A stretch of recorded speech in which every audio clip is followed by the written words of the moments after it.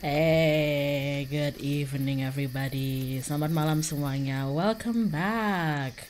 If we haven't met before, hi. My name's Hyona. I also go by Hyona sometimes. I'm a virtual panther and medic from NIJISANJI XID. What's up? Hai, selamat malam semuanya. Kalau sebelumnya belum pernah ketemu saya, halo, nama saya Hyona. Kadang-kadang dipanggil Hyoners juga. Ya, hai.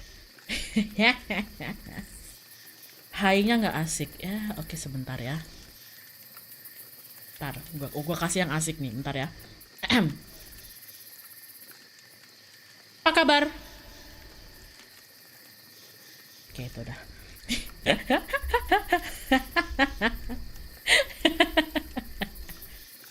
Saya udah niatin bikin ambience yang tenang biar kalian dengerinnya tuh enak sambil bisa kerja atau tidur atau nggak tahu lah main game atau apa. Ini tiba-tiba ngajak ini kalian sekarang maunya yang ribut malahan. I work my ass off to make this like a chill and comfy ambience so that you can like tune into me while doing other stuffs because like it's Sunday and you probably have a lot of shit to prepare for Monday. I don't know what you do, and you want me to. Dok, banyak nyamuk ini gimana? Ya kok tanya saya? Ya urusan kamu. Kok kamu nggak bawa autan? Udah tahu camping, kok nggak bawa autan? Gimana sih lu? kamu nggak pernah hiking ya? Have you never went hiking before? Don't you know that your life isn't complete until you go hiking? Kalian tuh nggak tahu guys, hidup tuh belum penuh kalau belum hiking. Oke, I'll stop. Saya manjat rumah dok, nah itu.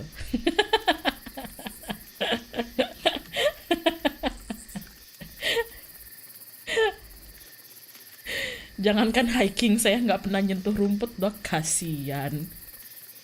Kalah sama sapi.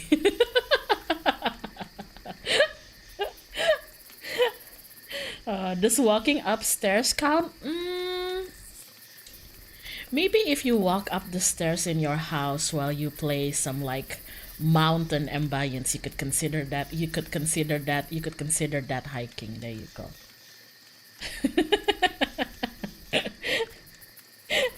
Iya deh, si paling embrace wildlife. Of course I embrace wildlife. I'm like part panther. Ya iyalah saya embrace wildlife. Kan saya panther sekalian.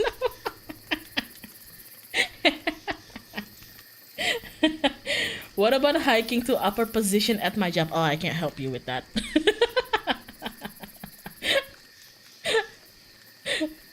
Take a hike, dude.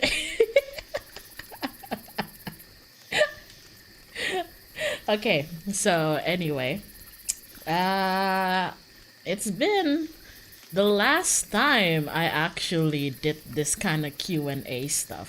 Terakhir kali aku kayak baca maro atau kayak do Q&A something itu tuh sebenarnya rada-rada awal di debut, and it's been like 1 year since I debuted. So I thought like, hey, why don't we answer some questions again?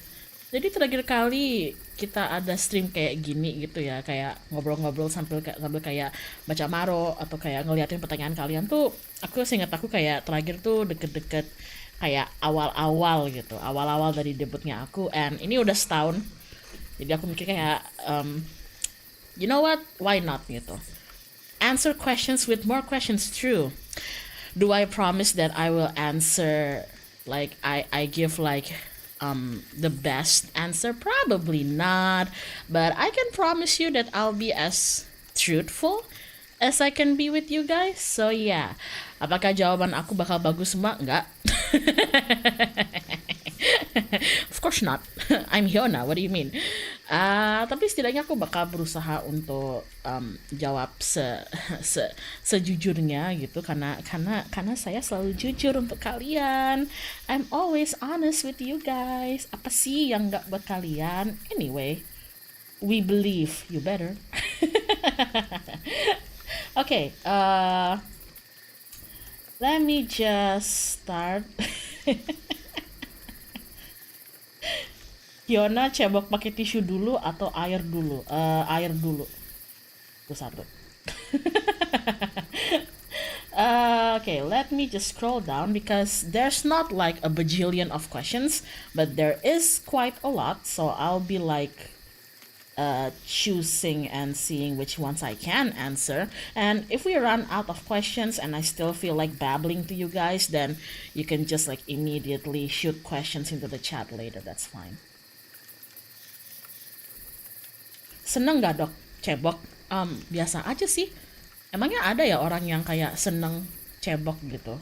Is anybody like happy when they wipe their ass when they go to the toilet? Cause I'm just content, you know. I don't know whether anybody's just like, oh hell yeah. Wah, asik nih bro.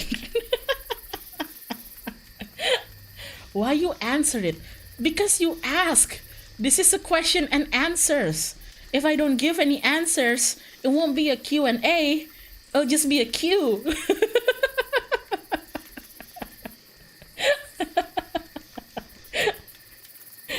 Aku rasa kayak the only time anybody is happy when they wipe their ass is like little kids when they finally learn to like potty train, you know? Kayak gitu, kayak orang-orang yang satu-satunya orang di dunia ini yang mungkin seneng kali kayak cebok itu cuman kayak anak-anak kecil yang akhirnya kayak di potty train gitu.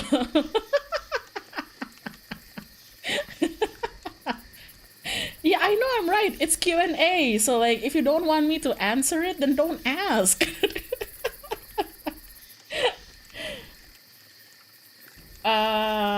Okay. Let's see.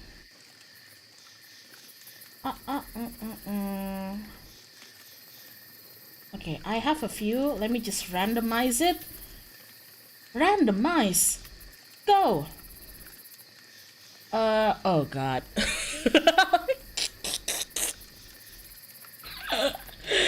Wow, starting off strong, aren't we? So, Hyun, siapa aja yang paling Hyun gak berani ganggu atau jahilin di XID? So, in English, Hyun, who are the people that you will least likely want to tease or prank on in XID? Nobody.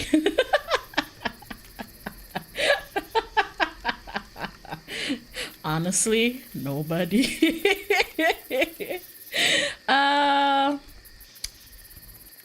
I feel like it's not that I don't think there's anybody I'm scared to like, you know, tease or play pranks on.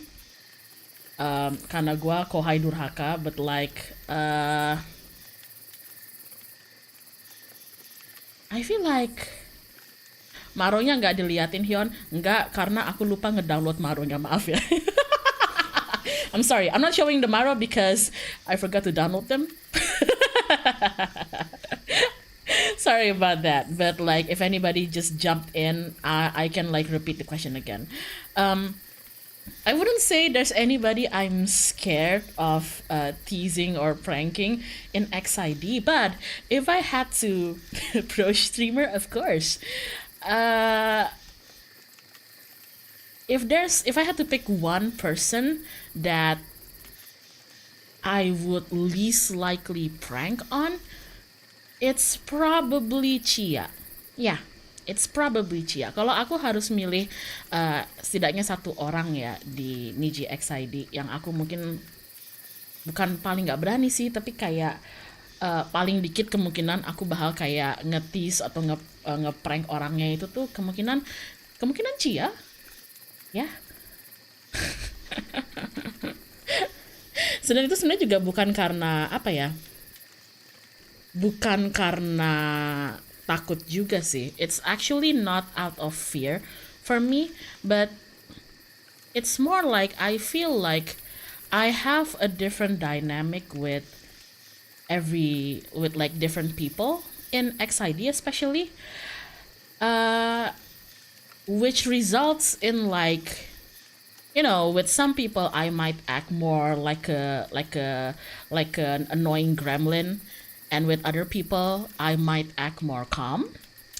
So it depends on the dynamic, and I feel like my dynamic with Chia whenever I spend time with her is just, I don't know. The thought never crosses my mind. So yeah. Not saying that like me and Chia don't like joke around each other and laugh. We do that a lot, but like never really crossed my mind to like tease or prank her, Kayak gitu sih. Jadi kayak apa ya? Cara jelasinnya, kayak aku ngerasa dinamika aku sama setiap orang di dalam NIJISANJI itu beda-beda gitu kan. Dan aku ngerasa kayak dinamika aku sama Chia itu tuh sering bercanda, iya, sering banget. Tapi kayak urge buat kayak ngeganggu atau kayak ngejahilin tuh kayak so far nggak ada aja gitu. So yeah. Chia's like she wouldn't be like my go-to I wanna annoy this person type of I wanna annoy the fuck out of this person type of person for me. She's more like somebody that I could always chill with, who will like happily just like silently work with me, and then out of the blue she'll like say something really funny, and that will like really catch me off guard, and I'll laugh really hard at that. So yeah. Now, for the people who I would definitely prank in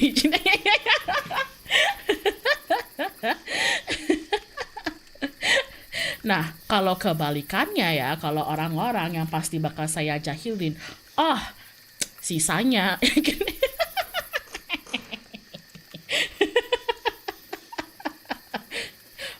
Tentu saja yang lain. 17 orang yang lain gitu.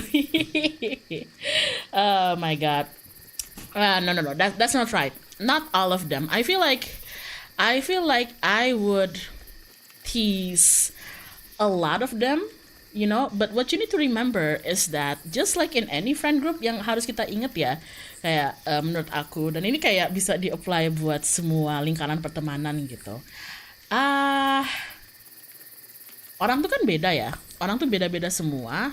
Jadi in order for that teasing to work, you need to understand what kind of person they are, and what kind of boundaries they have.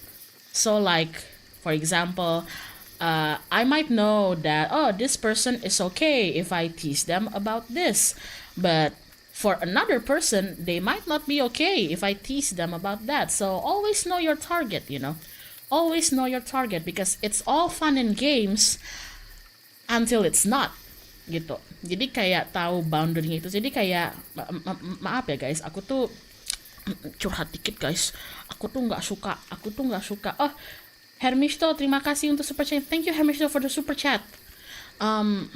What was I saying? This is why aku personally nggak begitu demen sama apa ya, orang-orang yang kayak kalau nge-tease itu tuh kayak asal lempar aja tanpa tahu kayak yang mereka tease, yang mereka jahilin itu sebenarnya tuh boundary-nya kayak apa gitu loh. And kayak orang lain tuh mungkin bakal ngebelain, bilang kayak, ini orang emang kayak gitu, ya ini orang emang kayak gitu. Tapi kalau misalkan akhir-akhirnya orang pada nggak suka sama lu karena kamu kayak nggak nge-research target kamu dulu sebelum kamu prank, ya jangan salahin mereka juga gitu loh. Iya, aku tuh nggak suka sama yang asbun gitu pokoknya. I don't like people who like don't do, like people who like to prank and say mean stuff jokingly, but not really putting an effort to see whether or not the person they're saying mean stuff to will perceive that as a joke or not, because like for example, your mom jokes, okay? Like some people are completely fine with your mom jokes. Some people find that really offensive. So you really when you want to say something mean, you gotta really be careful. That's why.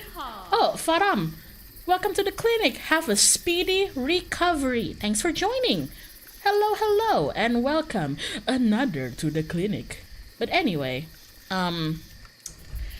at the end of the day, if you wanna say something like funny and teasing, know this: you don't always have to be a jerk to be funny. Okay? You don't always have to be a jerk to be funny. Okay?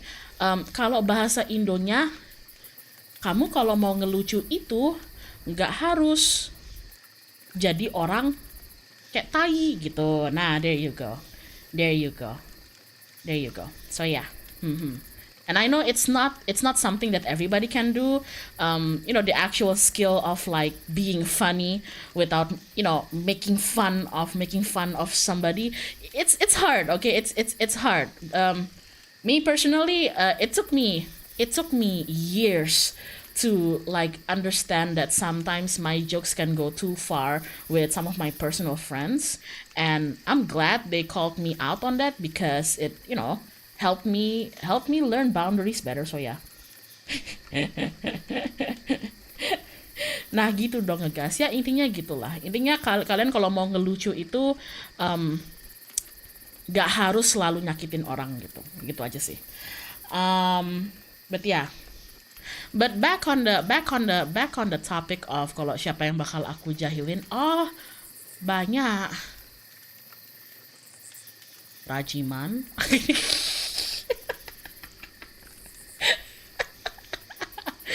Banyak. Rajiman, Avan Luna, Haramaung, tapi tergantung topiknya ya. Galile.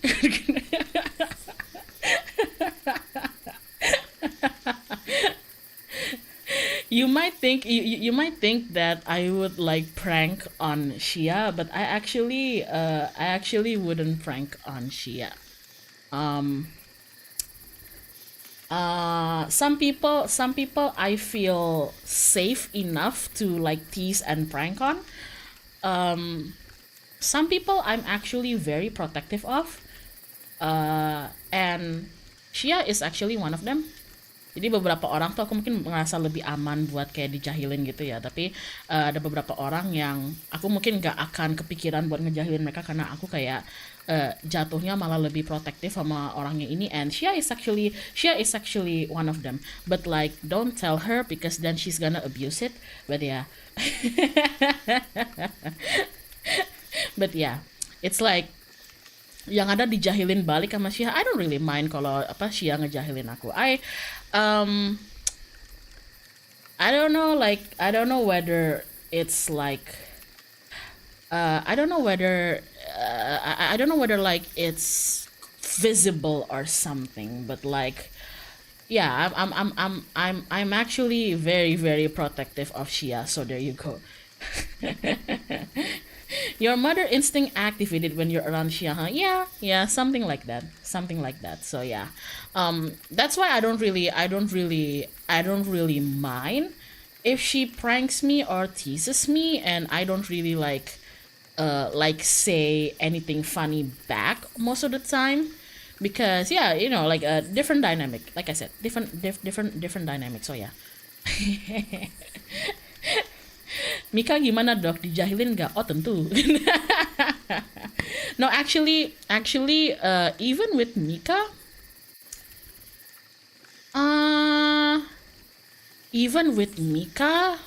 no, actually. If I think about it, I am way too protective of either of my gen mate. Even if I feel like oh, Mika's the type who would just like bounce back from the joke and everything, I would still kind of hold myself back from like continuously teasing or pranking her, because I don't know. I don't know. I feel like I would get stopped by my urge to be kind of protective to them. So I don't know. So there's that. But like, don't fucking tell them that, because then they're gonna abuse that. They're gonna be like, oh, I can say this about Hyona because like Hyona's not gonna say anything back, you know. So something like that, something like that. So yeah. Tapi kalau sisanya sih tentu gitu. Kalau sisanya sih tentu gitu. So yeah. Thank you for the question. Let's see what's next. Oh, I know you sometimes say that you're shy or awkward with people, but Yon, I actually think you're pretty good with making friends. Take a look at your dynamics in XID, for example. Really? With that being said, do you have tips on how to make friends? Wak wak wak wak, makasih budok. Okay, tips on making friends? Ah, geez. Uh, fuck, I never really thought about it.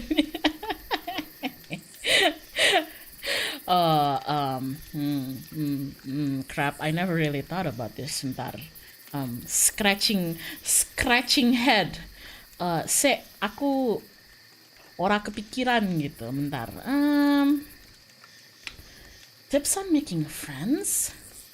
Damn, this is only the second question. I know you guys are like, I expected you guys to send me like a lot of like stupid questions, but a lot of the questions are actually kayak berbobot gitu loh. A lot of the questions are actually pretty weighted, but I'll happily answer them. Just pretend you're already friends? No. No. If you immediately act like you're friends with them, then you might unknowingly cross boundaries that you didn't even know exist. So I wouldn't recommend like immediately buddy-buddying like, hey bestie, with like people you just met. Kalau aku sih approach-nya, aku malah nggak mau langsung SKSD sama orang ya, soalnya aku takut kayak ntar aku kayak ngerasa deket sama ini orang padahal sebenarnya enggak. Terus ntar aku ngomong sesuatu, terus nggak taunya itu orang kayak nggak suka kalau aku kayak berperilaku kayak gitu. So ya, take a look at your dynamics in XID. Let's take XID as an example. Kalau lu yang di SKSD-in nggak suka juga sih. How do I make friends with let me just think of the other livers. How did I make friends with them?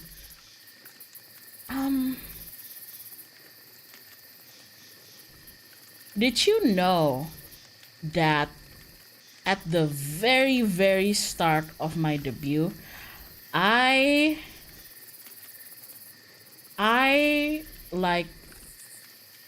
didn't feel in place yet, because everything was new to me and I was too shy and too scared to talk to anybody. I remember on the early days, like very, very early on my debut, like just days after debut, I don't know whether I ever told you guys this. Sometimes I would see like the other livers hanging out in, let's say, our voice call, and back then I was too shy to join the the call, because like everything feels like family, but I felt like I was a baby who was just born, you know. So I don't know yet where my place is within this family. Kind of like that. And what actually happened, this is an interesting story that I don't think I've ever told you guys. What kind of breaks the ice for me, finally, oh god, I remember I was kind of sad during this time because I don't know how to approach the other livers, even though, you know, they're just chilling, you know. they're, they're just chilling and they're always so helpful. But I back then I didn't know how to like personally approach them as, as like as friends at the very least. And I couldn't talk about this problem with anybody because yeah, obviously, because like none of my friends outside of NIJISANJI knows that I'm a NIJISANJI lifer. So I was just stuck there, and this went on for like maybe like an entire week, of me of just being like me being kind of sad because I don't know how to approach my senpais, but like I don't know who I should talk to about this problem because like I don't tell anybody that I'm alive.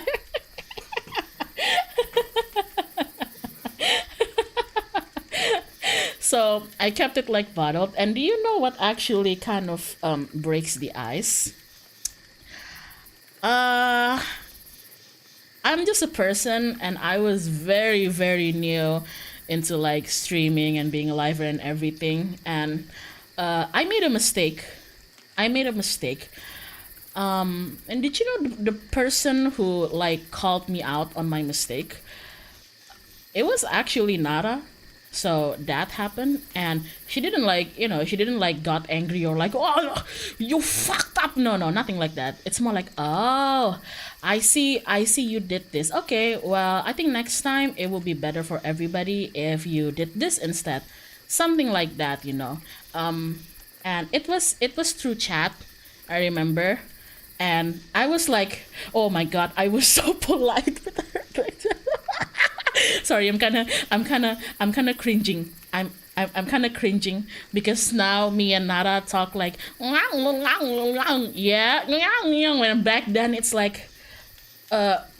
like I can tell Nara was shy and I was still shy. So yeah, it was the conversation was very formal. Kayak oh okay, ngomongannya tuh baku banget.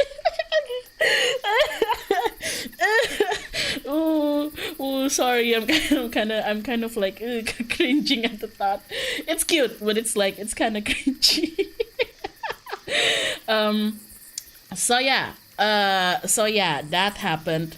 And I told her, oh, I'm sorry. Like I'll make sure to note that in the future. And then later on, I saw her and like a bunch of other people hanging out in voice call, and I don't know what came over me. I don't know what came over me. But I just joined the voice call, and then we talked like, and then out of the blue, this idiot, me, out of the blue, I just blurted out, "Oh, also everyone regarding the mistake I did. I'm sorry about that." And then there's like this like second of silence, and I was like, oh fuck, did I screw everything up? But then somebody said, I forgot who it was, but somebody said like, wait, why are you saying sorry? And I'm like, uh because I did this. And they're like, but you know what you did wrong, right? And I'm like, yes, I did this, and next time I won't. I'll definitely remember that. And they're like, okay, it's fine, don't worry about it. And I'm like, oh, okay.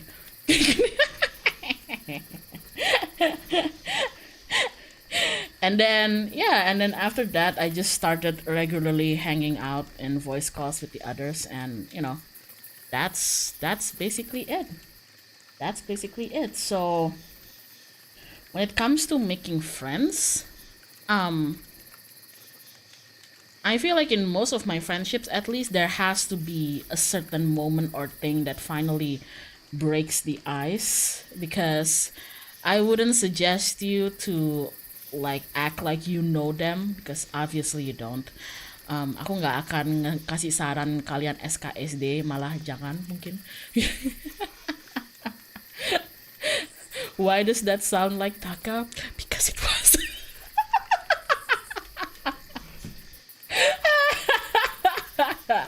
So yeah. I don't really have any tips on making friends.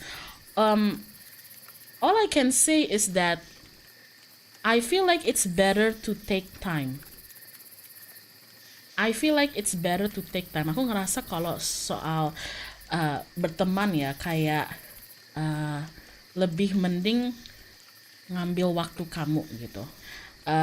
As in like, imagine if you're in my place and you're like somebody new in a new environment, and there's people who are your predecessor who has better knowledge on how things work around this new environment and everything. I know some people might be like super excited to make friends and everything, but you could encounter many crossed boundaries and miscommunication and just like unpleasant first impression if you immediately try to jump in and act like you're best friends with everybody, in my opinion. Aku ngerasa kalau misalnya kamu kayak kamu anak baru di kayak lingkungan baru, mending kamu ngambil waktu, sabar, dan ngambil waktu untuk pelan-pelan tahu masing-masing orang itu kayak apa sebelum kamu kayak mulai ngebawa conversation kalian tuh ke tahap lain, daripada kamu kayak langsung main asal loncat gitu loh. Is it like entering new school or workplace vibe? Kind of like that. I don't think, because I feel like that's what I did, you know. With XID, I took my time with them, you know. I took my time, and I know I know they're all like very welcoming and helpful, but I felt like I wanted to take my time to really understand like what is okay with this person, what's not okay with that person, type of stuff, rather than just like now that I'm a lifer, I am like best friends with every single lifers. I don't think I would like to do that. It doesn't mean you have to be cold to them. Just be friendly, you know. Just be friendly. Just be nice. If anybody needs help and you're available, always offer help. And if you need help yourself, always be open that you need help too, you know. Yeah. And I don't know. I guess be funny.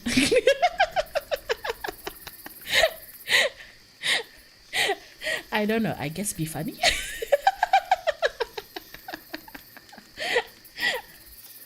Oh my god. So being patient and nice to others, then yeah. That's how it works for me, though.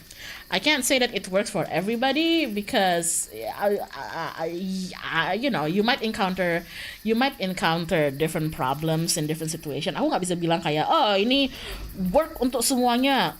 I don't think so. Karena kayak tiap situasi kan pasti beda ya, kayak orang-orangnya responnya gimana. Tapi sejauh ini di kehidupan aku yang amat sangat lama ini, ya sejauh ini itu yang work ke aku. So yeah. Depends on environment. Yeah, depends on the environment. So yeah. If the person you're trying to be friends with is actually much more extroverted and loud, then you can kind of like follow the flow of their energy. But if they're not like that, then maybe you don't want to do that. So yeah. One way is you can be rivals with them. True. One way is that you can be rivals with them. But yeah. I still feel like in most of my friendships, God, I can't believe I'm saying this, but sometimes I feel like a persona protagonist. I'm serious. I'm not joking. Sometimes I feel like a persona protagonist who's like trying to up their confidence level with their friends, and there's always like certain moments where I feel like the friendship level kind of entered a new stage, you know? Kind of like that. And I know it's like, oh my god, Hyona, stop talking about persona. I'm serious, guys. Ini aku serius ini. For real? For real? Yeah, like that. Like apa ya?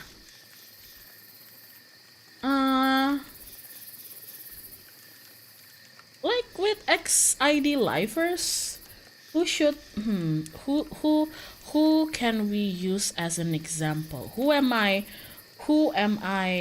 like good friends with now, and how did what was the icebreaker? Let me think. Well, we had Nara.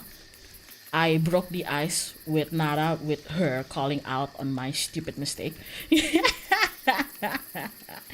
And then there's also when we hosted when we hosted a few NIJISANJI events, and backstage she was the one who helped me register for Final Fantasy 14. So yeah, there you go.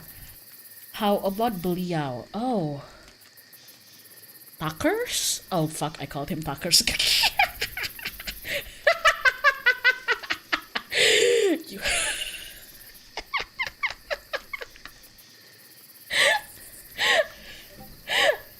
You heard nothing. Taka? Uh,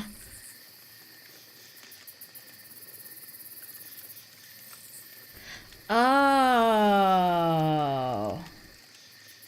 Oh. I remembered. I remembered. I basically. Okay, for real though, this one, like, don't tell him. He's not gonna stop teasing me if he knows. But like, the moment I was like, okay, I wanna be friends with this guy. He's nice. Is that um when it comes to talking and being in conversations, I feel like even though he doesn't seem like it, Taka actually pays attention a lot to the people who are involved in the conversation.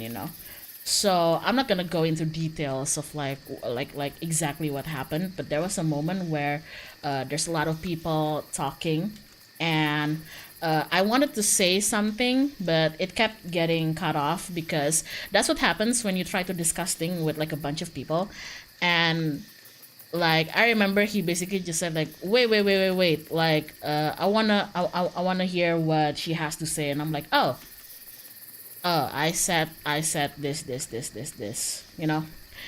and I don't know, I feel like it's stuffs like that makes me like appreciate somebody, and it's like, okay, I want to be friends with you, so yeah. Something like that. So yeah, I feel like in most of my close friendships there's like moments where I can feel that, for me at least, I would like to be good friends with this person. So yeah, yeah. Something like that. Other than that, I don't really have like I don't really have a freaking tip when it comes to making friends, man. Jeez. I guess you could always do what I do sometimes too, which is make yourself as like the IT guy of the environment so that people don't have a choice but come to you for help, and that gets you talking. And because sometimes, like especially back in school, that's how it goes for me, because for some reason people had this thought that like, oh, if you have a problem you can just go to Hyoners, and I'm like, what the fuck, why? And they're like, because you're reliable. I'm not reliable.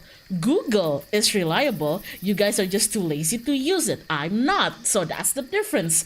But that is mostly what happened. And sometimes helping around people not only like gives you friendship points and like gratitude points for helping them, but you could always strike up conversations while you help them. So there's that.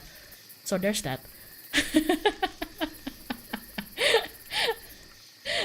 I'm guilty of being that. Ask me if you need anything, guy. By my choice or not, I don't know. So yeah.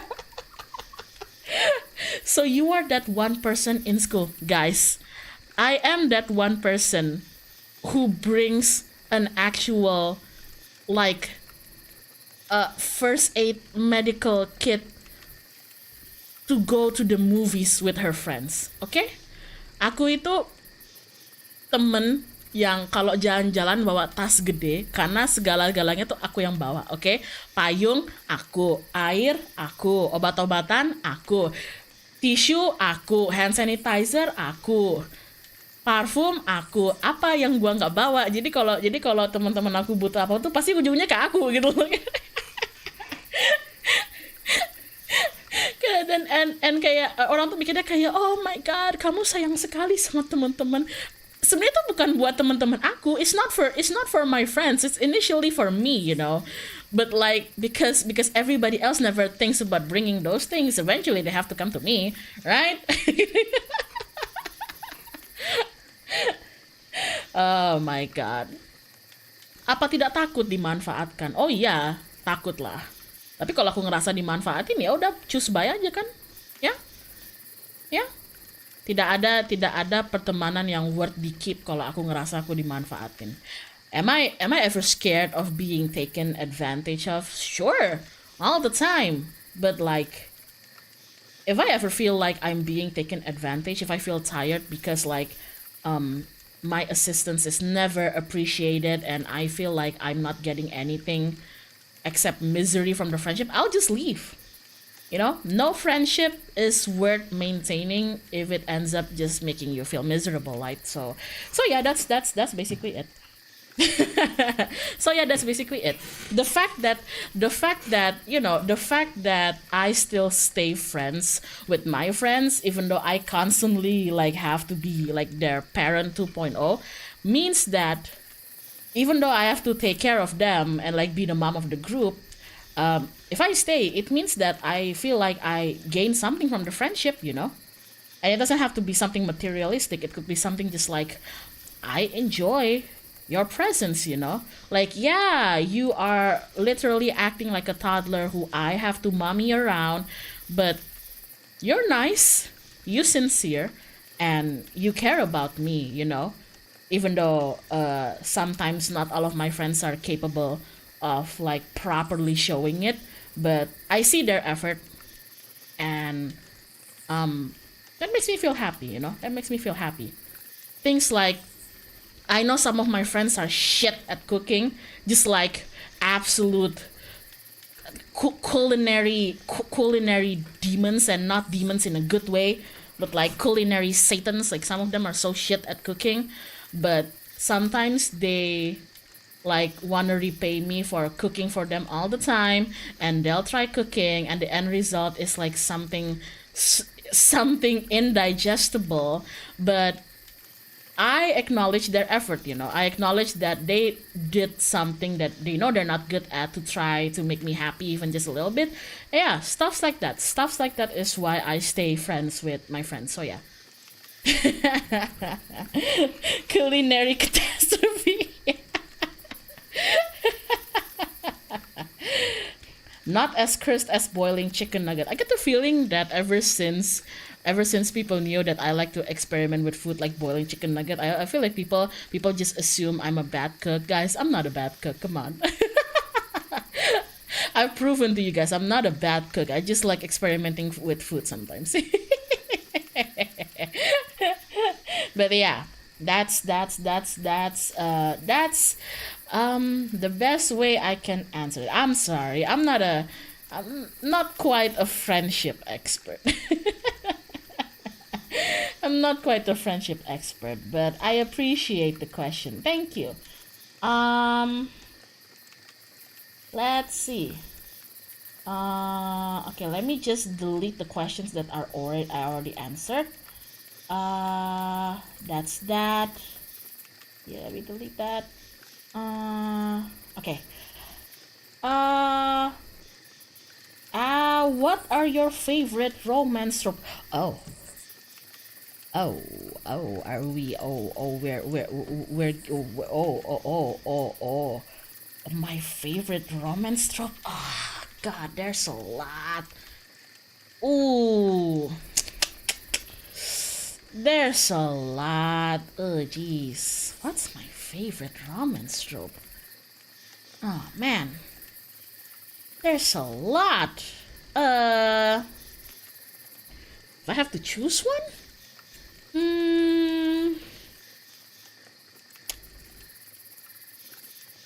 I think I remember Chia tweeted something like this, like asking people what their like favorite ship dynamic or romance trope is on Twitter, and I also gave an answer there, and I'll write I'll like say it again. Pick the juiciest one. Look. I can always pick the juiciest one, but I'm gonna be real with you guys. My favorite one is actually kind of boring to some people. Um, Obviously, there's the opposites attract thing, because in most of those cases, opposite attracts always hangs in the balance between them not getting along because they're so different, or them getting along very well because their differences all actually complements them, like their differences are actually like complementary to each other, and it's always that little like balance imbalance that I always find intriguing. But actually, you know what my favorite you know what my favorite oh god, this is so boring. I can't, I don't know why I like this, okay? I don't know. Ah, fuck, I don't know why I like this, but I do. Okay, I do. Um, I always like it in any type of media where you're not even sure whether these two are actually like whether their relationship is actually romantic or not. I like that. I like that so fucking much, you know. It's just like the type of like when you see two people and they work together a lot, maybe they're like partners in crime, I don't know, and they're like mostly their interactions are very professional with each other, but they trust each other. They're like partners, but like you don't know whether they're just partners or they're partners, you know? And like I would like it even better if like another character comes and like asks them like, so are you guys dating or not? And like the two of them will say like, what? No. But then like immediately after saying no, they do something like couple like, and then the other guy is like, what? Let's see what you're doing, and they're like, what? No, this is just normal stuff, so you know. Oh,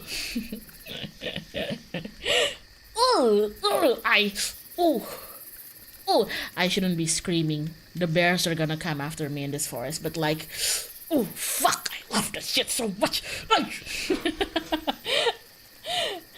So platonic with romantic subtext. There you go. There you go. That's why I don't mind if like by the end of the story or series, I don't mind if the author never canonized the couple, you know? Even if they leave it ambiguous until the end, I don't care, bro. That's even better. So yeah, they're like the type who would secretly be married, but like neither of them make a big deal out of them being married, you know, because they were already kind of like married couples even before they actually got married. So like, yeah, I like that. I like pairings where they complement each other so well, and they work with each other so well, but their romance is not necessarily like the focus point of everything. And like for example, of course, I'm going to give you the example that everybody uses, which is Mustang and Hawkeye. So there you go. There you go. That's my favorite. That's my favorite ship dynamic. So there you go. Doro Hedoro has a lot. Yeah, I know. That's why I like Doro Hedoro.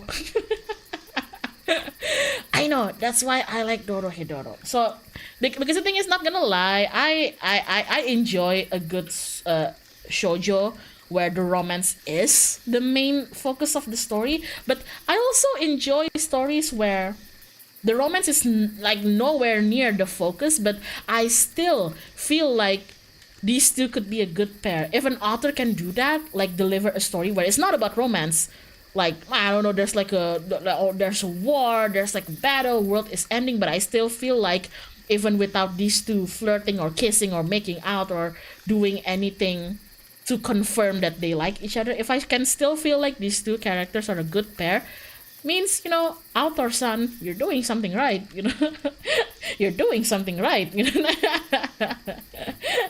So yeah, something like that.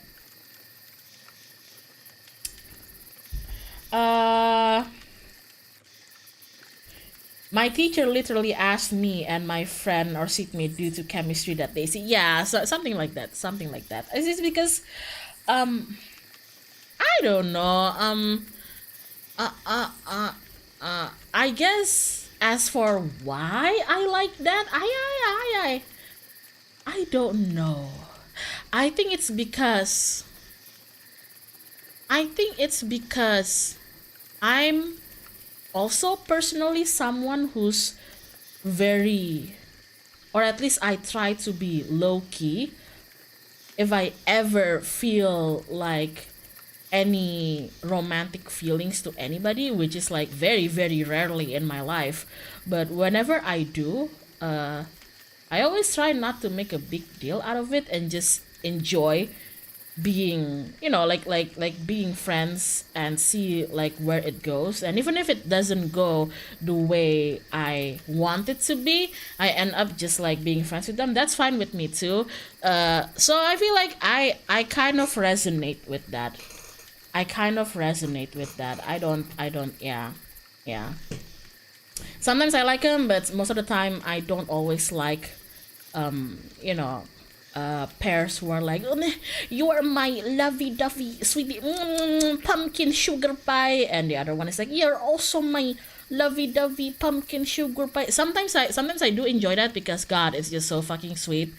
But if I had to choose that and like the type of pairs who like don't say a lot of things to each other, but when they do, it just hits so good. Oh! Oh!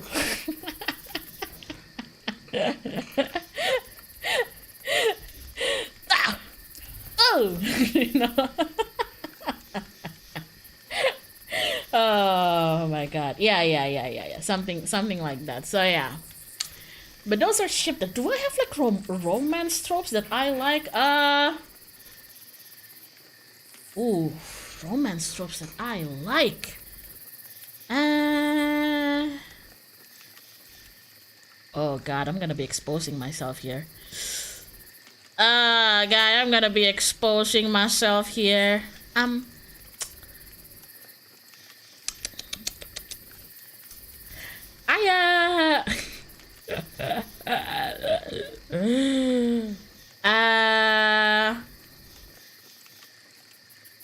well, you all know I like Black Butler, right?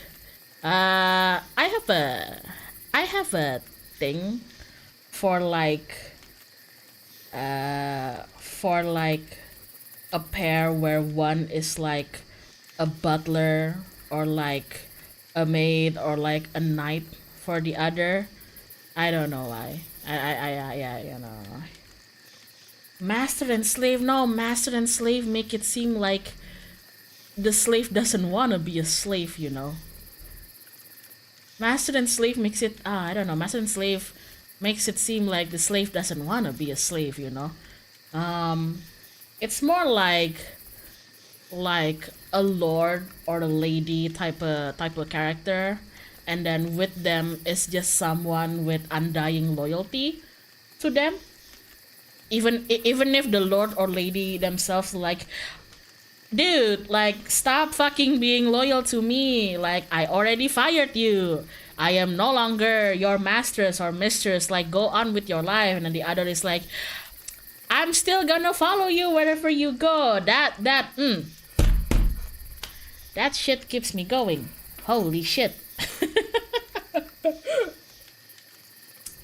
The romance, basically, any type of, it doesn't even have to necessarily be romance. It's just any type of any type of pairings that are just like bound by loyalty. That gets me. That gets me. It doesn't have to be romance. It doesn't even have to be romance. But like, you could show me a pairing where A is friends with B, and when A thought B has left them because they can't handle A's shenanigans anymore, B comes back, and then A is like, B, why are you here? And then B's like, you dumbass, did you really think I would leave you? Oh,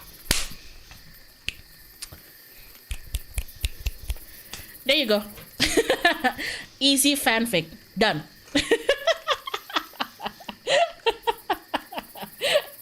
There you go. Easy headcanon. Put some tags in it. Make an AO3 account. Post it. Tag it under the Genshin fandom. And watch the work bloom. There you go.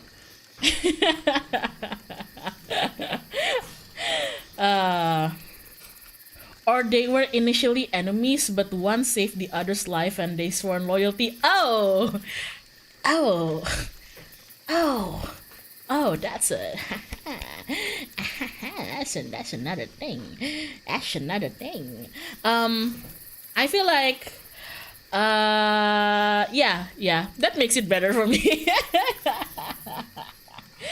I oh my god, oh god, now that you mention it, I freaking love it when, let's say, character A and character B are enemies. Like, character A is like maybe character A is from this kingdom who's like at war with character B's kingdom, and like when they meet they fight each other, you know, and then maybe one of them gets captured by the other. Maybe character A gets captured by character B, and then during that captivity they kind of realize that, oh shit, you know, B's not entirely an asshole.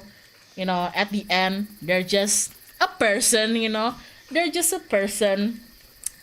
And I don't know, maybe in the future there's gonna be a reverse capture where it's B's turn who gets captured by A's kingdom, and then A, from like the introduction of A fucking hating B, you know, it's like, don't fucking touch me, you filthy human. I would like freaking cry tears of joy if there's a scene where A actually defends B, you know.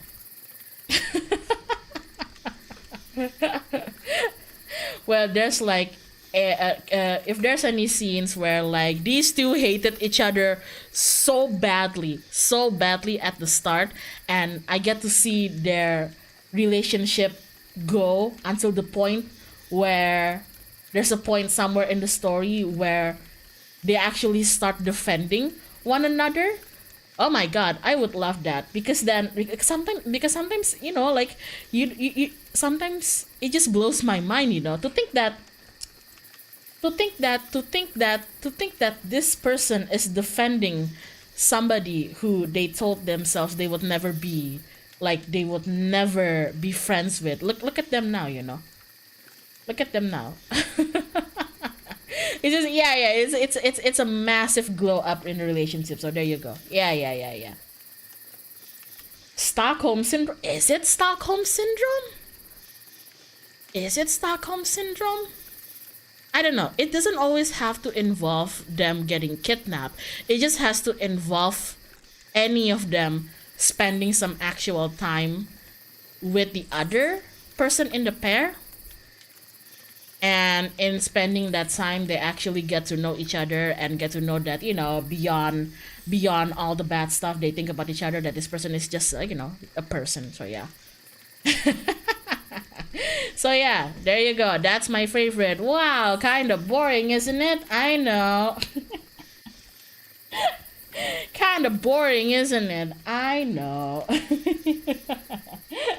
But thank you for the question. I hope it satisfies you guys. Let's see.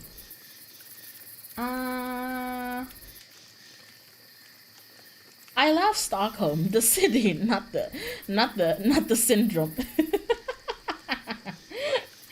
Oh god. Oh no, here's another one. Ah, yeah. Oh God. Since you said you liked otome games, what's your favorite trope for them?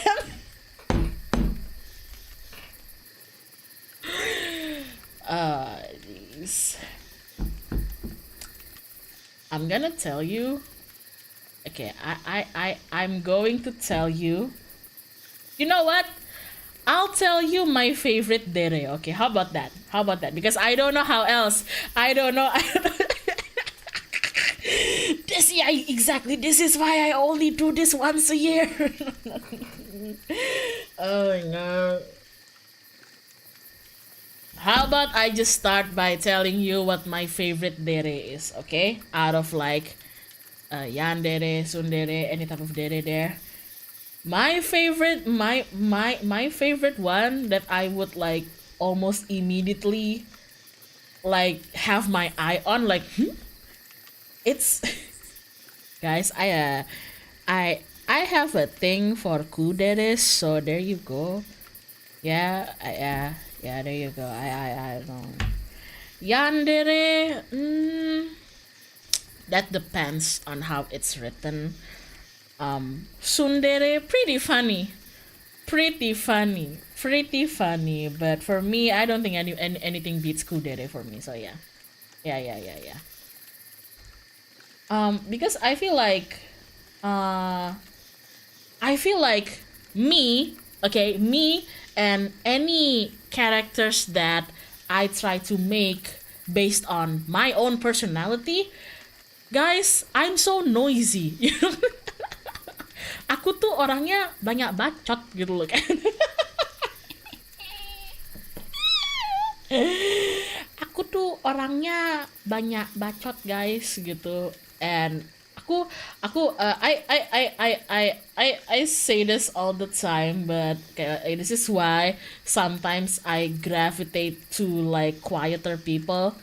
Like, I always say like, oh man, I like people who don't talk. You know, I like people who don't say a lot of stuffs, because I say a lot of stuffs. Cause like kalian tuh mesti ngerti, aku tuh orangnya tuh bacot dan nyebelin gitu loh kayak. You need to understand, I'm noisy and annoying, okay? And the thing about kudere characters is that they're always the type who just let you be noisy and annoying, okay? So yeah.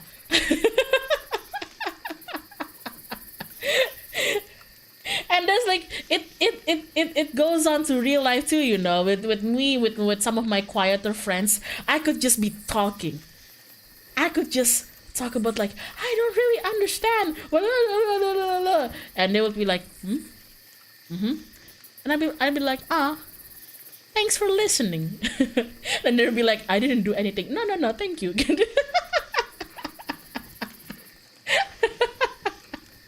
So yeah, if it's otome games, I always gravitate towards the kudere. So there you go.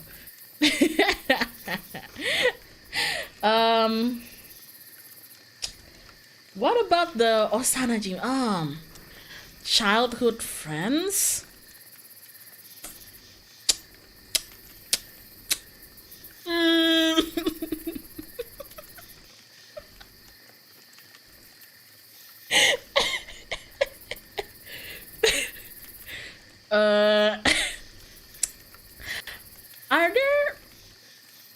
Are there any children listening to this stream? First of all, are there any kids listening to this stream? If you're a kid, mute the stream for like a minute, cause I'm about to get not so say so here. So me, get out. You're a kid, get out. Get out. I'm about to be very unsay so here. So if you don't want to listen to it, yeah, mute for a minute, okay? Mute for a minute, okay? Mute starting from now. Basically, my experience with like otome games and like even like some BL games, some Osana Jimi, their roots are kind of boring compared to some of the other, but depending on how obsessively in love they are with your character, sometimes the six is the best. So there you go. Sometimes the ecchi scenes are one of like the best because like they're going all out. So yeah, it's like I choose that for that alone, you know. So yeah, yep, there you go. So yeah, there you go. Because like I always feel like some possessive Osana Jimi is like they spend so long pining for your character, right? And when you finally start dating them, buddy, you prepare yourself because like you're not gonna be. Imagine like if imagine having somebody who pines for you for years, and then now they have you, buddy. They're not gonna let you go. Okay, they're not gonna let you go. If there's a bed in that room, they're gonna keep you in that bed for a week if they can. You know, you're not gonna be able to walk for like a month, maybe. Okay, so yeah, there you go. There you go. So there you go. I might not necessarily choose the childhood friends Osana Jimmy route for like the actual storyline progression because like most of the time it's like some of them are kind of predictable, some of them are nice, but it still falls a bit flat compared to like the more crazier characters depending on the roster. But yeah, you know, sometimes not gonna lie, sometimes I get disappointed if I play an otome game and I choose the Osana Jimi, and then here comes the scene and it's actually like super soft and everything. I just like, oh my god, I should have, I should have chosen the gang leader, I guess.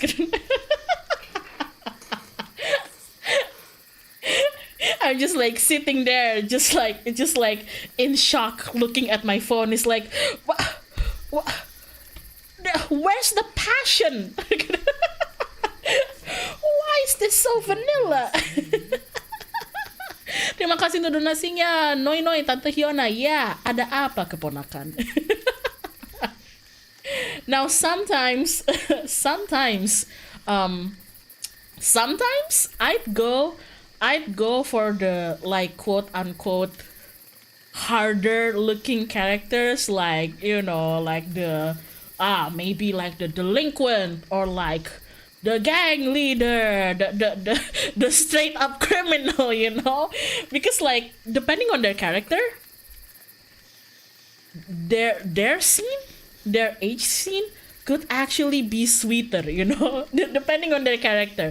So for those type of character, it goes two ways. It's either just as fucked up and brutal as they are, or it's gonna go 180. Okay. It's gonna go 180, you know. Like I like it when I choose like a delinquent character who just like keeps on teasing the main character and everything. Always like, you look at, hey baby girl, let me whisper in your ear. But then when the actual thing happens, they are like so flustered, and it's like, am I hurting you? Oh my god, bitch, shut up, just fuck.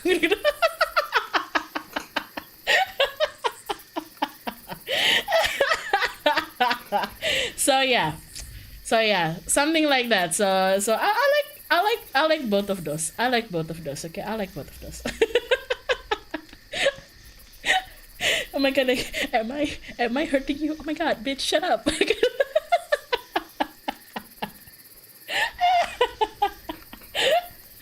Oh my goodness. But I also, oh god, oh fuck. um,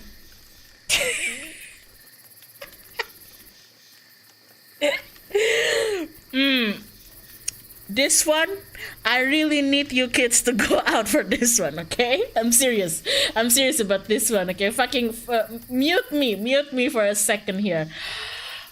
But I don't think that beats the type.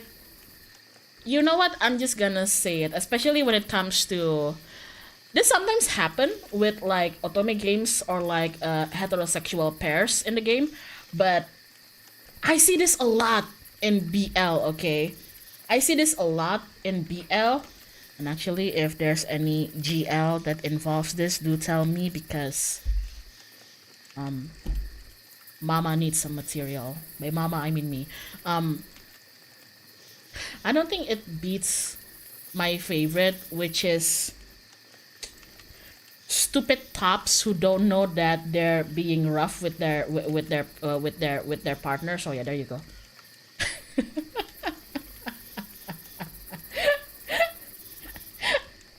So yeah, there you go. That's way up there. That's like, whoo, you know, if the Osana Jimmy being rough thing is like, it's like up here, then there's like the delinquent actually being nice is okay. But like stupid tops who just like goes at it, doesn't even know what they're doing to their partner, you know. It's not even that I find that hot. I find that funny, you know. And for me, funny beats hot, so it's up there. It's like way up there, you know.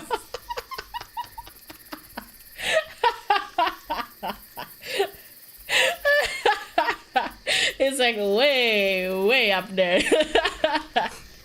It's like how I feel with the main character with the Osana Jimmy, just like, oh buddy, you are fucked.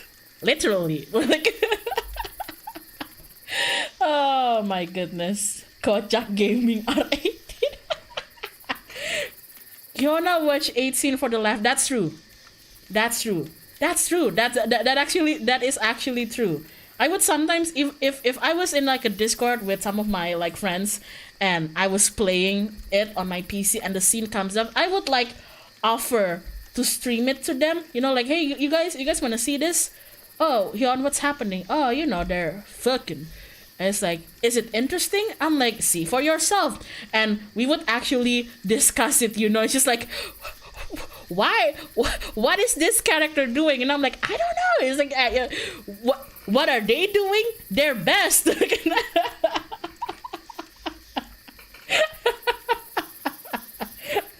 like, Hyona, what are they doing? Their best. Okay, so like, unbelievable. Oh my god. Does your friends cheer the character whenever you are in the H scene? Not really. Not really, because at this point in my life, I don't get that flustered over H scenes anymore. I don't know whether it's because I've grown numb to it or desensitized, or I don't know, but it doesn't fluster me anymore. It's just like, okay, they're doing the thing. If anything, the fluffy scenes are much more like breaking my sanity more than any of the dirtier scenes. So yeah.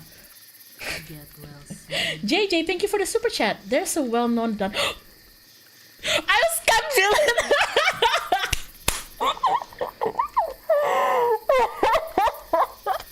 Yes. Thank you, JJ. And yes, I am aware of Scum Villain. Thank you.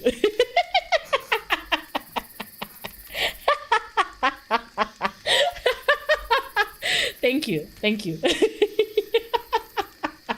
Oh my god. Oh my god.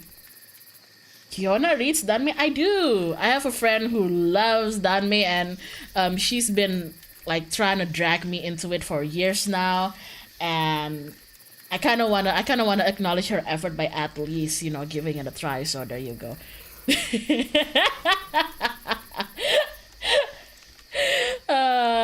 Because she always gets like, oh please, please, you have to at least read or watch Modal Sushi, and I'm like, okay, fine, I'll give it a try for you because you're my friend and I love you, and I give it a try, and I'm like, this shit good. Get well soon. Hey, see, Walker, thank you. I spent 2 Valentine days in a row playing and streaming H games for a group of my friends. Sometimes it just be exactly. Sometimes it's just like that. If anything, I feel like my friends go crazy.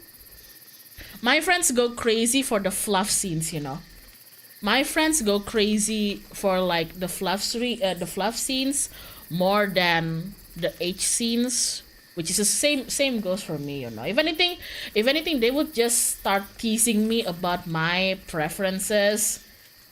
It's like, you know, like I was playing like, I don't know. If I were playing Persona 3 and my friends saw that I was playing Persona 3, they would most likely tease me about, you know, just like, I bet you Hyona's gonna go for Shinjiro. And I will always get mad because they're correct. Oh my god, because they're correct. So I just like, shut up, and then me deep inside, am I that predictable? Oh my goodness. So yeah, there you go. For otome games, those are my favorite. For the character itself, nothing beats Kudere for me. So yeah, nothing beats Kudere for me. There you go. I mean, it's Shinji Akihiko who cannot comprehend the idea of women, or can the 10-year-old? I know. I would like to go for Junpei for the laughs, you know. I would, not gonna lie, if there's like a dating game where I have the option to date the bro character, like my bro character, I would at least want to try that just to see what it's like, because it's either gonna be a hot mess or it will either be something wholesome. So there you go. Yeah. For real. For real.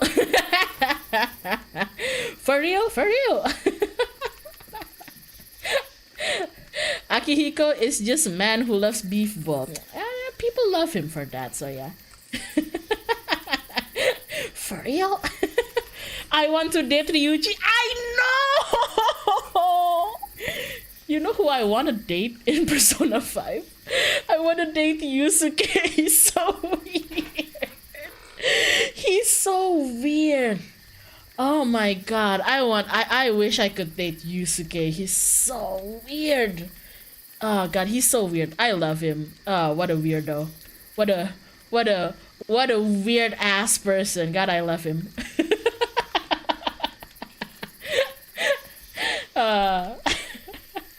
But Ryuji is so lame and dorky. That's why I love him. Very well. I shall go. He's so weird. Let me kiss him, Atlas. Yeah, there you go. It's always the weird clueless ones who don't say much, but when they do, it's always something stupid. God, let me kiss you guys. Chat is down bad. Chat, I always knew you had good taste. There we go.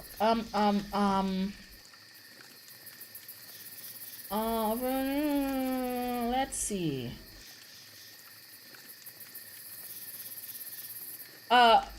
Which NIJISANJI member do you watch the most? All of them. Well, obviously not all of them. In NIJISANJI itself, we have, at this point, like, over 100 of livers. But if we're gonna like narrow it down to like my friends, the XID, all of them. Who do I watch the most? Bitch, me. Bitch, me. Come on, expose yourself. Should I? Should I?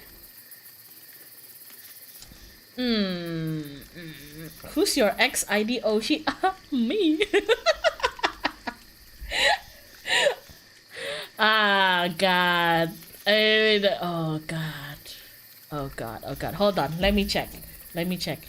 Let me check. Is the person gonna be streaming soon? Is the person gonna be streaming soon? Because if they are, then there's little chance that they're lurking right now. Okay. Okay. Fine. I'll be honest. Back then, before when I was, just an XID fan myself, I always watch the late night ones. So yeah. There you go. There you fucking go. Just like conclude it on your own, okay? Fucking conclude that on your own, okay? Okay? It's like part of the reason why I don't like it when this person starts like saying bad things about themselves, because me personally, I felt like at that time I really appreciated their streams, and then now being their coworker, and whenever they make self-depreciating jokes, I'm like, don't fucking say that. I get a little bit pissed, just like, what? No, don't say that. Like, who appreciates your stream? I appreciated your stream, but like, you're not gonna know that. So yeah, there you go.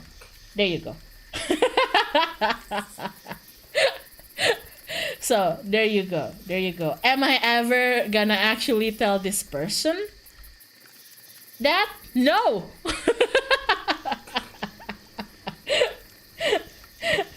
No, but if you notice, like, say another liver would say like, oh, Hyona, if this person starts talking shit about themselves, just play along with it. I'm like, I don't think I can do that.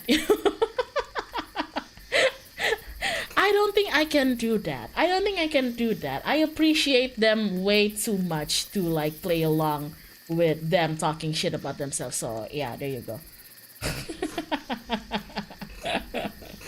It actually goes for a lot of them, but yeah, like some very specific people. It's like that for me. It's not like I don't want to like have fun and continue the train of teasing, and like, yeah, you're right, you are a loser or something like that. But I feel like I don't think I'd allow myself to do that. So yeah, So yeah, honestly, I feel like I appreciate them way too much to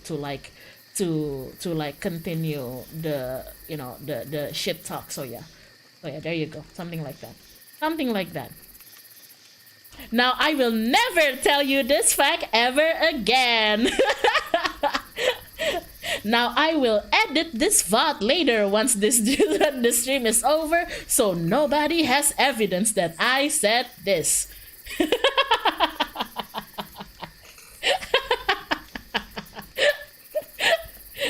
So yeah, it's because even if I tell them that like, hey, like I appreciate your work, they're not gonna believe me anyway. So there you go.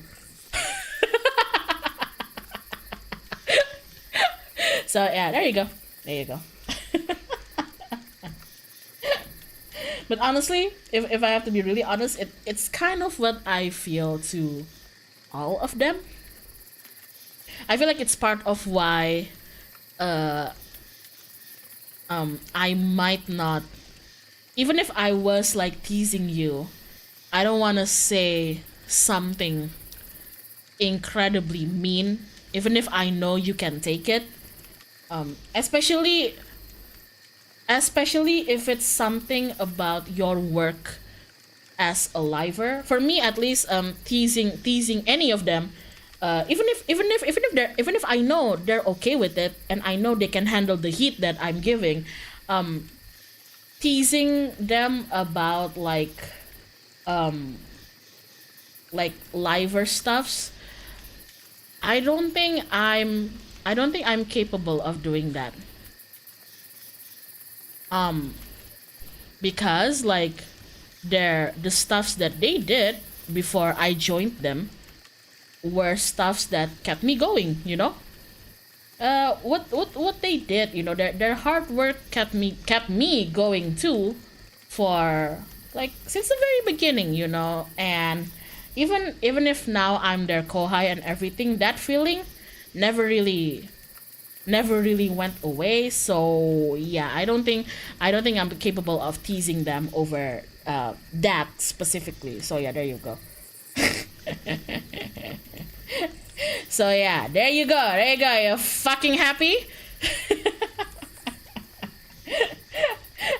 You guys happy? Wow, who would you know? Hyona loves and appreciates her coworkers. Wow, is anybody surprised?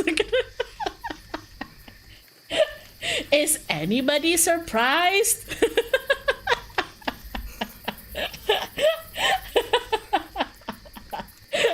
Even after debuting and being a lifer herself, Hyona is still her senpai's #1 biggest fan. Is anybody surprised? Oh my god. Would I actually ever tell them face to face? Fuck no. Fuck no, bitch. I have my pride.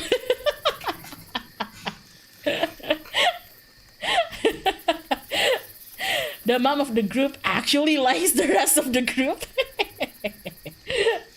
Oh my god. But yeah, there you go. Yeah, that's about it. So who I watch the most is mostly anybody who streamed late at night, because back then I was doing a lot of studies and working late at night too. So there you go. One of my Oshi is my other Oshi's Oshi. Let go. Truly, guys, even after I became a lifer myself, me being a DD never goes away. I have way too many appreciation and love for way too many people. So there you go. So yeah, there you go. Let's go to a different one. Let's see.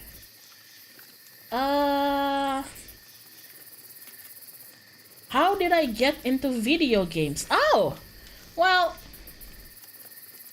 you have to thank my brother for that. But not come today. Don't jinx it. How did I get into video game? You'll have to thank my brother for that. Kalau masalah video game itu tuh,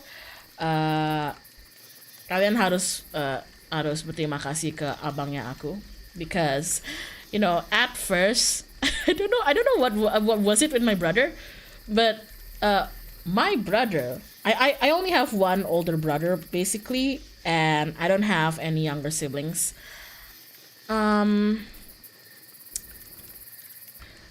My brother, when we were both very, very young, just little stupid kids, he did not like the fact that his little sister plays video games back then.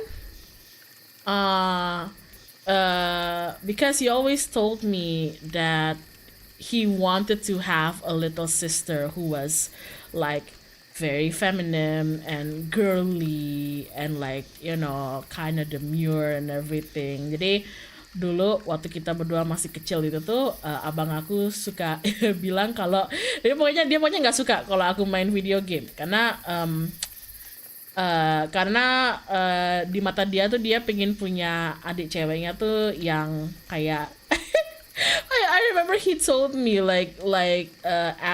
he's just like, why are you playing video games? And I'm like, what's wrong with it? And he's like, aren't you supposed to, I don't know, dia ngomong kayak, bukannya kamu mestinya main masak-masakan? And I was like, what? What? But he actually grew to appreciate that as we both become adults.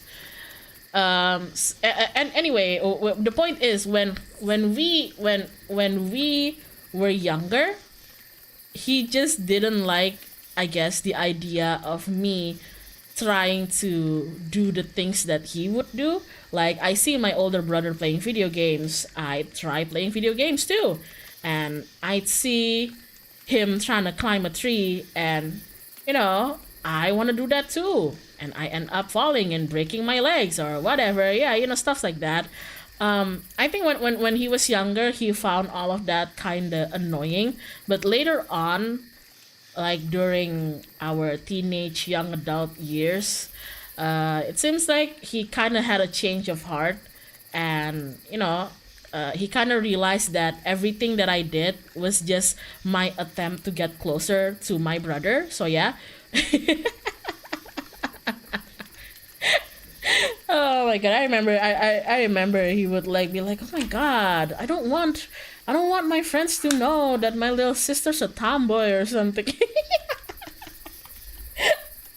Oh my god, Hyona see, Hyona do, just like a monkey. And now as an adult, he actually like told me he appreciates the fact that I'm into a lot of things that he's into, because is your brother a tsundere? Oh yes, he is. Oh yes, he is. Dulu Gagal ngeracunin adik cewek buat jadi nerd gamer kayak kakaknya ini. She still plays games though. The game house games I introduced her to now. Hey man, game house games are the best, okay? But yes, my brother is a big fat tsundere. So there you go. But now he like admits, he like admits that the fact that he thinks that the fact that I now stream like as like one of my jobs, and I play games and just enjoy my time is pretty cool. So yeah. So the point is, if you have a little sister and she is into video games even at an early age, hey, don't freaking tease her. Who knows, maybe once you're an adult, you might think, hey, I have a pretty cool little sister. Your bro is aware you are a VTuber. Oh yeah, he is.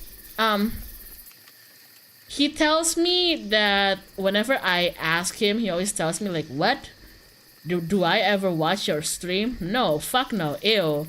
I'm too busy for that. But turns out, I learned that he told our mom that he actually does watch my stream sometimes when I'm live and he's like at break from work or something. So I'm like, wow, you're just gonna be a tsundere, aren't you? Okay, fine. All right, fine. Here you go. Okay, fine.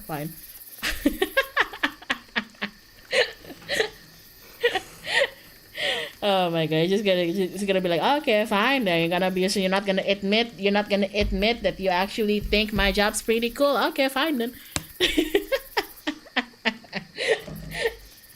Yeah.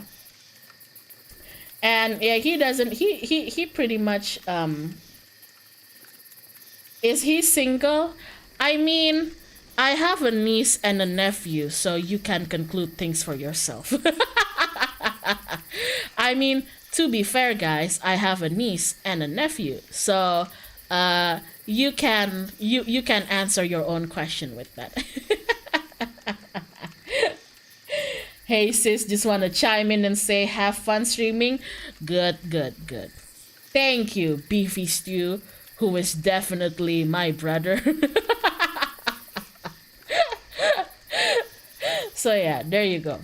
And yeah, at least he always takes time to make sure I'm doing okay.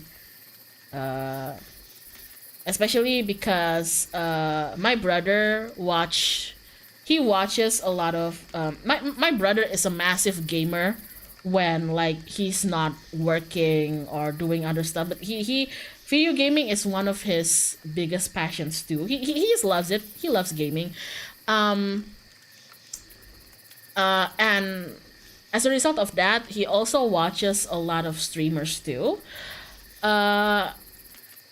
I never realized that he was concerned about my well-being because you know how like sometimes streamers get harassed. If we want to get specific, like the kind of harassments that female streamers would get sometimes. I never realized how concerned of that he was for me until like we had that talk when I met him. Like I met up with him like a few months ago. You know, he just basically started asking like, "Are you doing okay?" It's like, is anybody like harassing you? Like, are you getting like I don't know hate mail?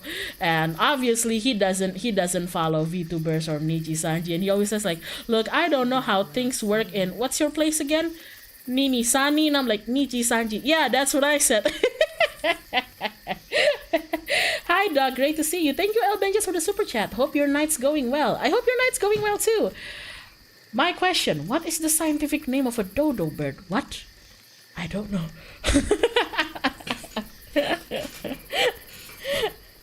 But yeah, yeah, Nini Sani, yeah. He always asks me that, you know. He's like, I remember we were going out for dinner, and I was like explaining to him like basically what my work process is when I'm gonna like prepare a stream. Like, oh, I think about doing this stream, and then I'll prepare the stream, and then when I go live, I blah blah blah blah blah stuffs like that, right? And he would get like really silent. He would just look at me, and he's like, you you don't have like, you're not like being harassed, you don't have like stalkers, do you? And I'm like, oh no, thankfully. And he's like, good. And at that point I felt as if he was gonna murder somebody, you know. Oh my god, it's just like I felt like, are you gonna kill somebody? Like the sudden intensity of it all. Oh my god, that's a good boy. I know. He's trying his best. I understand the concerning brother. Are you doing okay? Brings out gun. Did Hyoniki get into fights in his younger days? No. He was actually, I think he was a good boy growing up, which is why he had his rebel phase later on. Yeah. Unlike me, who is like a dumbass, like a rebellious dumbass since like kinda pretty early, he was much more of a good boy than I am. So yeah. He didn't really get into his like, man, fuck what other people say, like later on, you know, later on.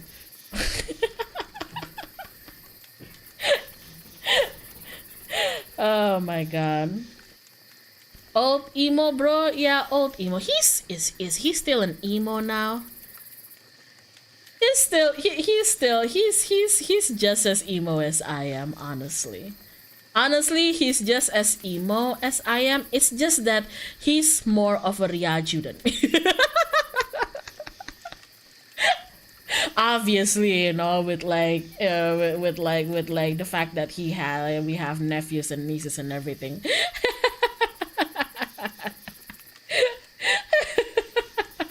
That's the only difference. That's the only difference. That's the only difference. The only difference is that he settled down, and he's like the already settling down sibling, and I'm the like wild and free and stupid sibling. So there you go. Would he be interested in D&D with you, Doc? Is he yeah, he is a chuny. Why am I saying? I know what he's like when he plays Final Fantasy 14. He's a big fat chuny. D&D though, I don't know. I know that he knows that I play D&D now, and he thinks that's cool. So yeah.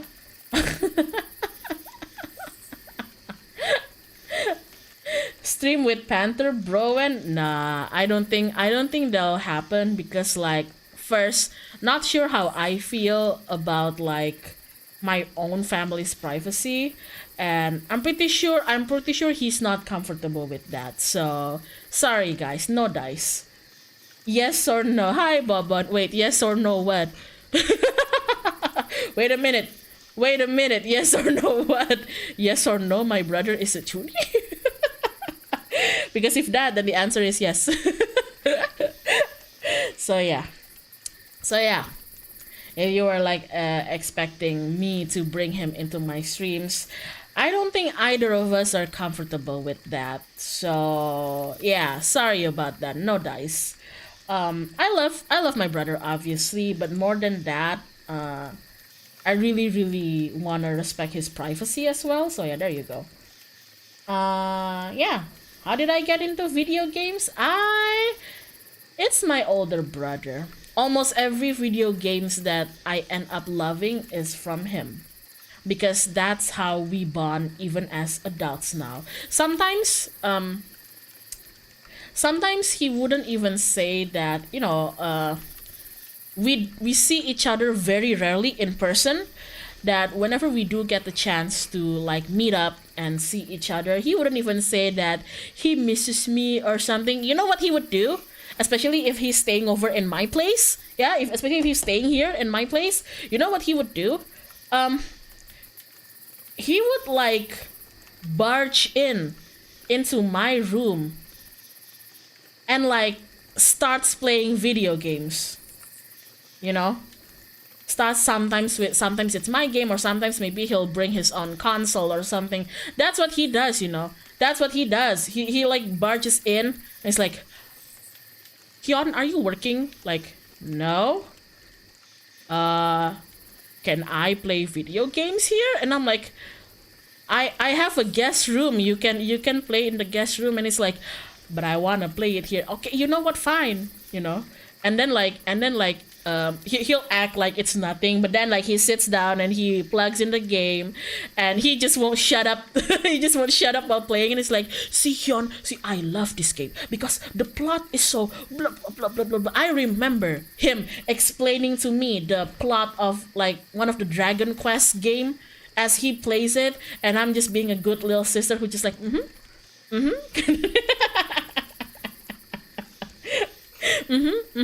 You sure you didn't miss me? No, okay.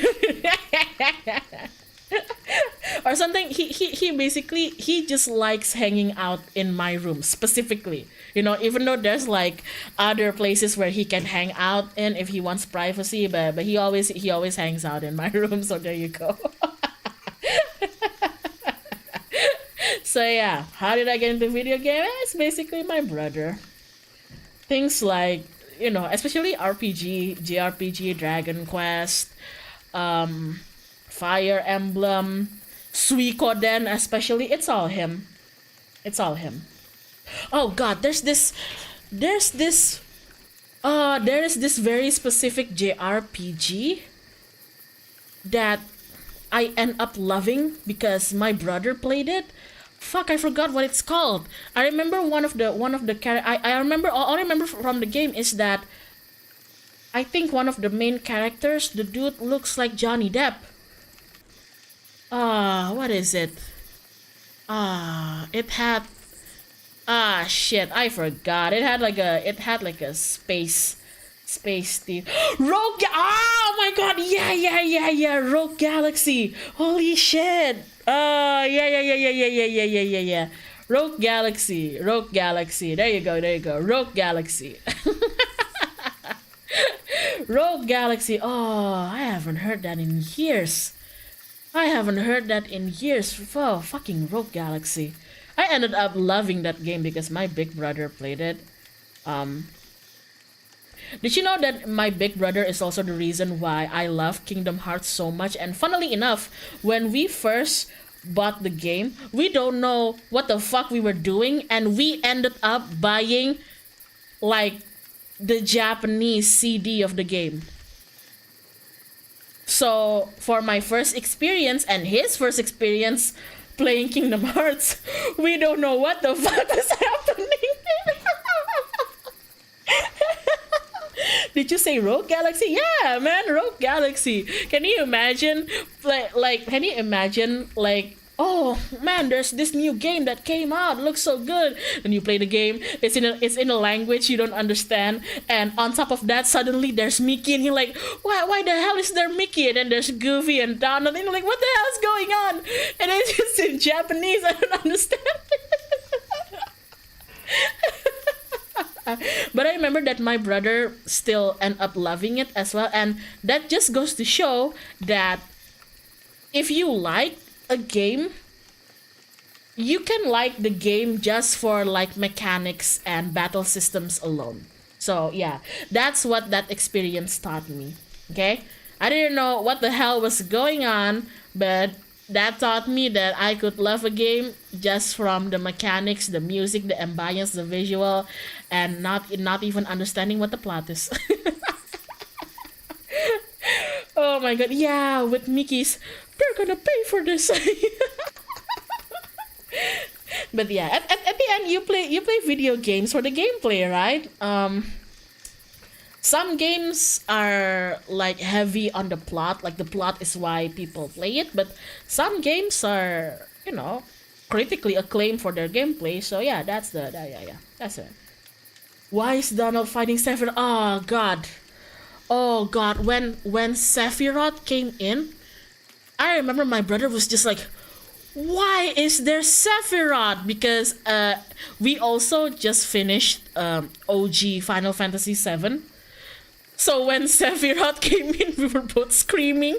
We were like, wait a minute. Wait a minute, brother, that's Sephiroth. And my brother's like, why the hell is that is there Sephiroth? And I remember, like, in early Kingdom Hearts, there's also Squall from Final Fantasy VIII. And Final Fantasy VIII is like the first Final Fantasy that I ever tried playing, right? And I was like, isn't that Squall? But the game says his name is not Squall, it's Leon. And we were like, that's Squall. And the game's like, no. It's like, that's Leon. And I'm like, no, that's Squall. The game is like, no, that's not Squall. Like, that's Leon. No, that's Squall. But yeah, there you go. Let me close that question.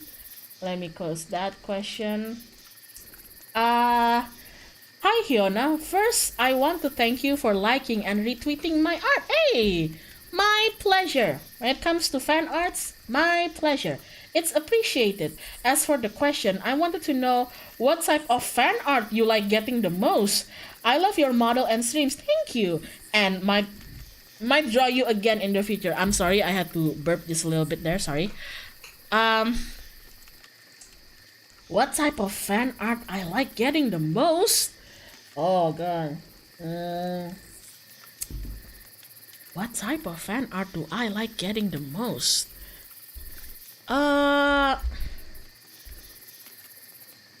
Actually, naughty fan art, I mean, I always like getting any kind of fan art, naughty fan art including. But as I told you guys, at this point, NSFW things are just like okay to me, you know. Depending on how, but like more like, if anything, I wish, I wish I had more angsty fan art.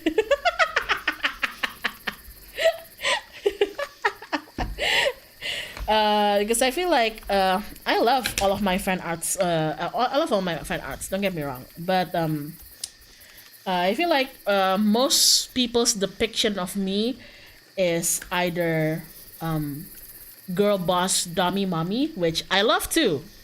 Don't get me wrong, I love too. Something cute and wholesome, which like I immediately save. Or like something funny, you know, which makes me laugh. But sometimes it makes me wonder, just like kaya, oh, I wonder what it would be like if I get like angsty fan art. Because when it comes to angsty fan art, angst could be anything, right? So what I'm interested in seeing is like, what kind of angst do people imagine me in, you know?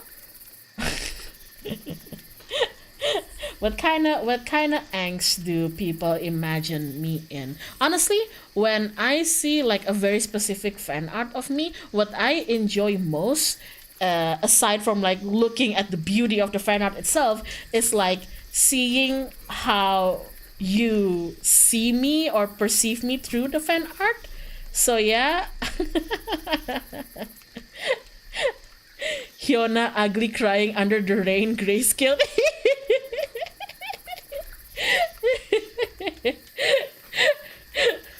I like it when I cry under the rain, because then people can see my tears. But yeah, I think if it were up to me, if it were up to me, honestly, when it comes to fan art, I just like the fact that I get fan art, you know. But if I could choose, I would be interested in seeing like angsty fan art of me. So yeah, Hyona uses fan art to collect data. Oh, chat. Did you think all this time with me being a liver and streaming, did you think that you're just getting to know me? No, no, no. No, no, no, Patience. Do you not realize it? All this time, I'm slowly collecting data and observation on you too. It's as if this thing is a two-way street. I'm about to get like very creepy mode here, just like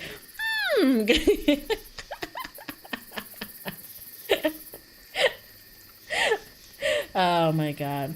Wait, what? No, that sounds too creepy. What I'm saying is that the more I stream, the more you get to know me. That's true. But it's also the more I get to know you guys as well, you know? Which means that if somebody asks me, oh, what's Patience like? I probably already have like an immediate answer to that, you know? So yeah. It's like if you're somebody who watches me a lot and somebody asks you, oh, what's Hyona like? And you probably answer like, oh, Hyona's this and that. Same goes with me, you know? If people ask me like, oh, what's Patience like? I'm like, oh, yeah, they're like this, most of them. So yeah, there you go.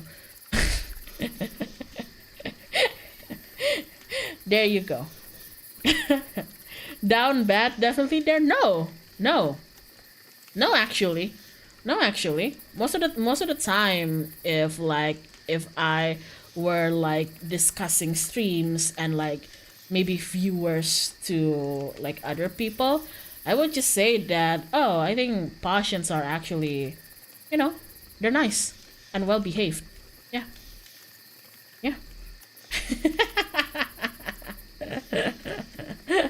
Not the profiling. Honestly, yeah. Are we? you guys are pretty well behaved, which is like something I'm grateful for.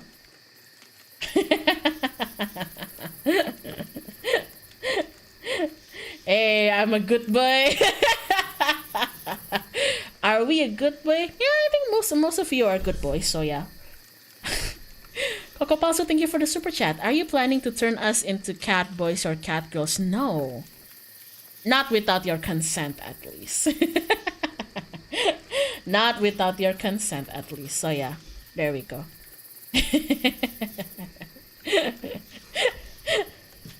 I'm a good noodle. Yeah, most of you guys are good noodles.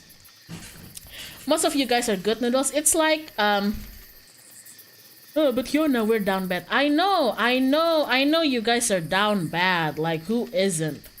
But like, it's a pleasant, containable type of down bad. You get what I'm saying? I don't like it when personal thing, but I don't think I would like it if like I had people or viewers who were so incredibly down bad for me to the point that they would hurt others in my name. Or just like shit talk, like you go to my stream, you go to my chat, and you start shit talking other livers in my chat. Yeah, thankfully nothing like that has ever happened, and I'm grateful for that, you know. I'm grateful for that. Yeah. Down bad, respectful. Down bad, respectful. Something like that. That's not being down bad, that's just being an ass. Well, sometimes being an ass can be a result from being down bad. It's like when you have like, oh, this is my kami oshi, you know, I must protect them, and therefore to protect them I must shit on anybody else. I don't like that. But yeah, just a small PSA. Don't, you know, I always appreciate your support. I truly do. Just the fact that I have people, no matter how big or how little it is, the fact that I have people who willingly spends time listening to me talk and play games it already makes me happy, okay? And I already appreciate every single support you give me. Don't ever feel like you need to defend me or anything, yeah? Something like that. Even if let's say something shitty happens to me, and you're like, oh my god, why is this happening to Hyona? I must shit on the other party. Nah, you don't need to do that. Yeah, at the end, I'm a big panther. I can if I need to kick some ass, I'll kick some ass. Something like that. Even if you get LN ratio, even if I get LN ratio, don't worry. Even if I get LN ratio, don't worry. Don't worry. I'm a big panther. I can handle it. And yes, definitely if you wanna like, I don't know, advertise or promote me or uplift me to anybody, you don't need to do that while pushing other people down. It's not like your friend comes to you with like, oh, hey there, Passion member 69. Hey there, Passion member 69. Can I introduce you to my Oshi? Oh, random VTuber lover 420. Your Oshi's pretty nice, but they're not as funny as Hyona. But have you seen Hyona? No, there's no need to do that. Look. What if I told you that you could have multiple Oshis? What if I tell you that you could have multiple Oshi? But can she beat Hyona in a fight? Oh my god. So yeah, you can. Of course you can. Is having multiple Oshis considered cheating? Maybe. No. If they don't find out. Wink. So yeah, there you go. For art, basically angsty fan art, but this is something I find cute too. I kind of find it cute when people draw me in other outfits other than this outfit that you see me wear every day. I don't know. I think it's cute when people draw me in like other outfits because again, it gives me like a little insight to like the kind of outfit you can see me wearing. So when I receive fan arts like that, I'm like, oh, so they think I can rock this kind of outfit. Okay. So yeah, something like that. I remember seeing a fan art of you with Carl as your stand. Yeah. Something like that. Oh my god. You in your Koshian uniform. I always get happy whenever I get Koshian fan art. I always get happy when I get Koshian fan art because Koshian is like the big league and everybody's there, and I'm honestly already content with just cheering and everything. But the fact that I'm participating, can I say something? But I'm sure it might not sound good to some of you, and it might sound very shallow. So I apologize in advance. Ini mungkin kedengarannya kayak shallow gitu ya. I know this will end up sounding shallow, but I won't lie. Sometimes it feels nice that in something this big that involves so many great, well-known, talented people, and like I see people mentioning me or like even fucking drawing me in regards to this, it feels nice to know that somebody sees me, I don't know a better way to put it. I don't know maybe I could explain it in a better way, but that's the best way I could put it. That's the best way I could put it. In like this, in this fucking ocean of so many great people that are being involved in this event. I don't know. It's kind of like, I don't know. It's like if whenever I say this to like the like let's say the XID lifers, they get angry. They get angry and they're like what are you saying? Don't say that about yourself. And I'm like, look. For most of the time I spend streaming, I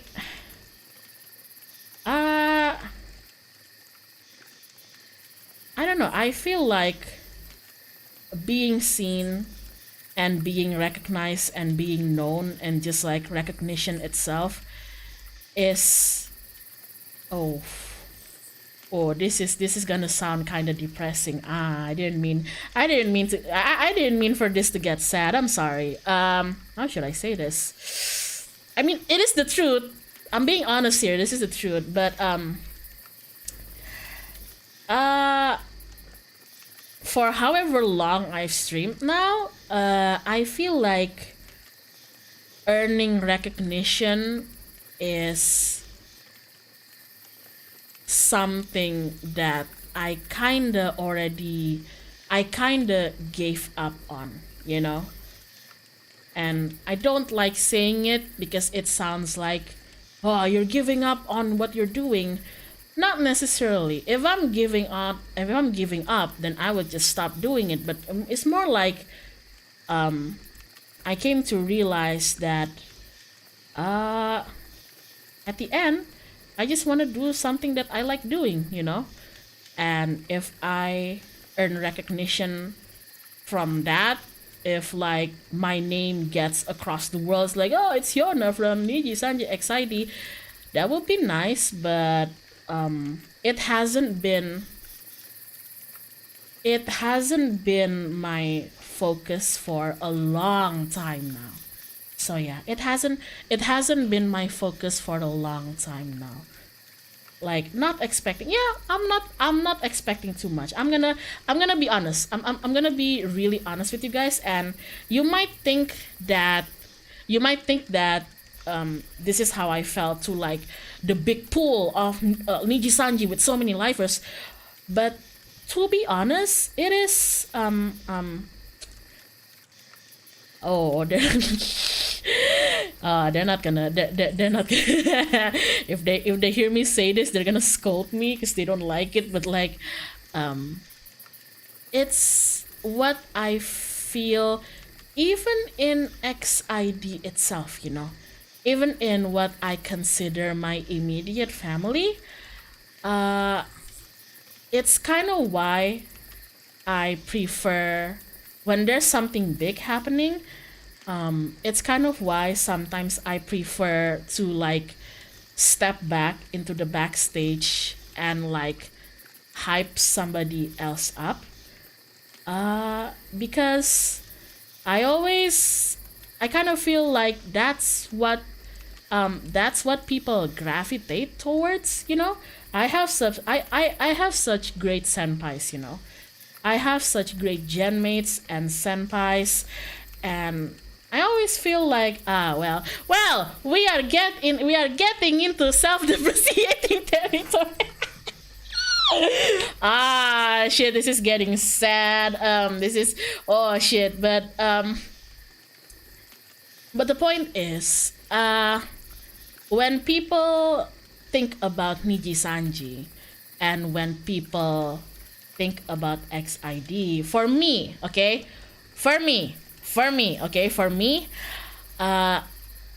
I don't think you would immediately think of me. That's the best way I could put it. When you think of Nijisanji or just Nijisanji XID, I don't think most people would think of me, you know? And I feel like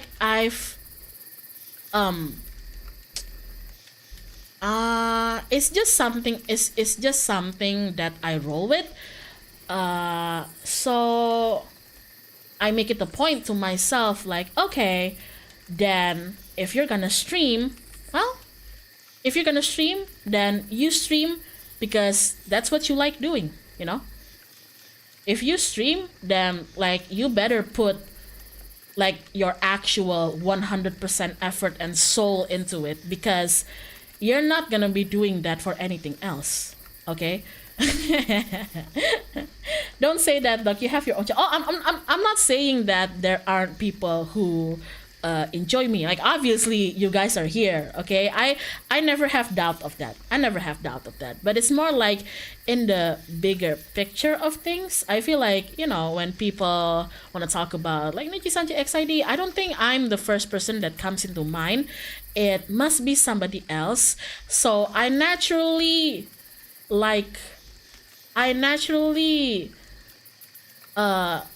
take place. I naturally gravitate to taking place in the backstage and doing my best to support and hype them up instead, because I feel like that is what people expect to see.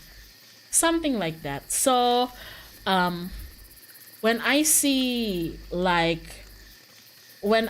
fan arts of something big like Niji Koshien,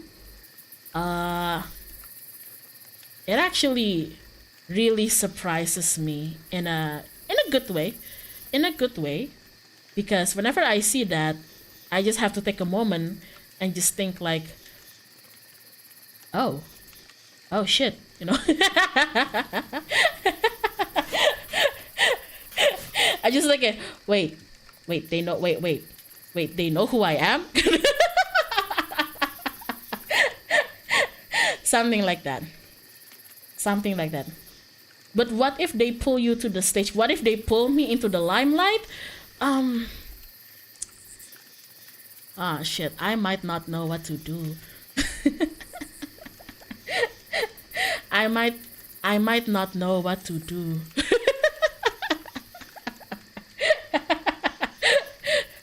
If somebody like pushed me into the stage, like, okay, Hyona time, I would be like, shit.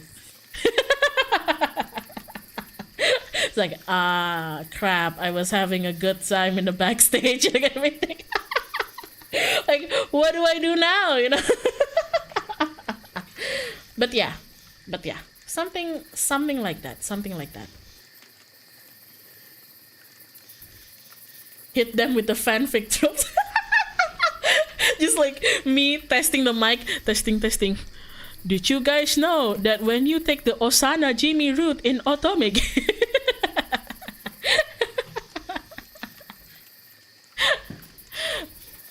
I heard someone struck a home. Oh no, don't mention more.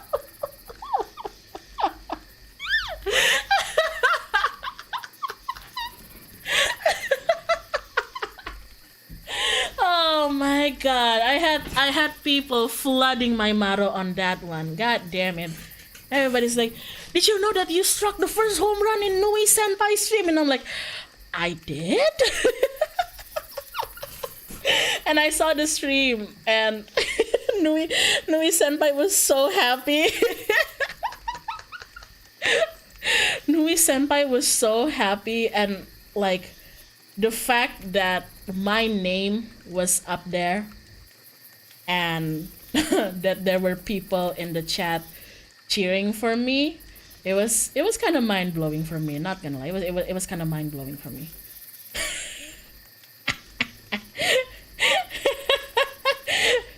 And I remember. I think Louise Senpai said that she thinks I'm the type of player who's actually more into tending the school's garden, and I probably wouldn't like training. So I would be like, oh yeah. Then probably somebody else would be like a stronger main player, right? Then suddenly I watch the VOD and it's like, Hyona-san, tok, home run, and I'm like, what the fuck? Thank you, RNG gods. Oh my god. Hey, you're popular. Depends on the scale, I think. In certain scales, I guess I am popular, but in bigger scales, no, I'm not. And it is just something that I roll with, you know? It doesn't have to be a problem. But I know whenever I say this, some people are gonna be like, why are you saying that to yourself? It's just the way it is. It's just the way it is. But the fact that I'm still going and I'm still happy doing what I do means that that's not my goal, you know? It means that that's not my goal, for me at least. It might be a goal for some people, and well deservedly so, you know. God, there is so many lifers in NIJISANJI who, like, you know damn well they deserve their popularity because of how hard they work. That's true, okay? It's just, for me, it's just, you know, the fact that I still go on even if I feel like that, it just means that's not the goal, and that's fine, you know. That's fine. It is what it is. It means that when I go live, there are other things that I'm searching for. So yeah.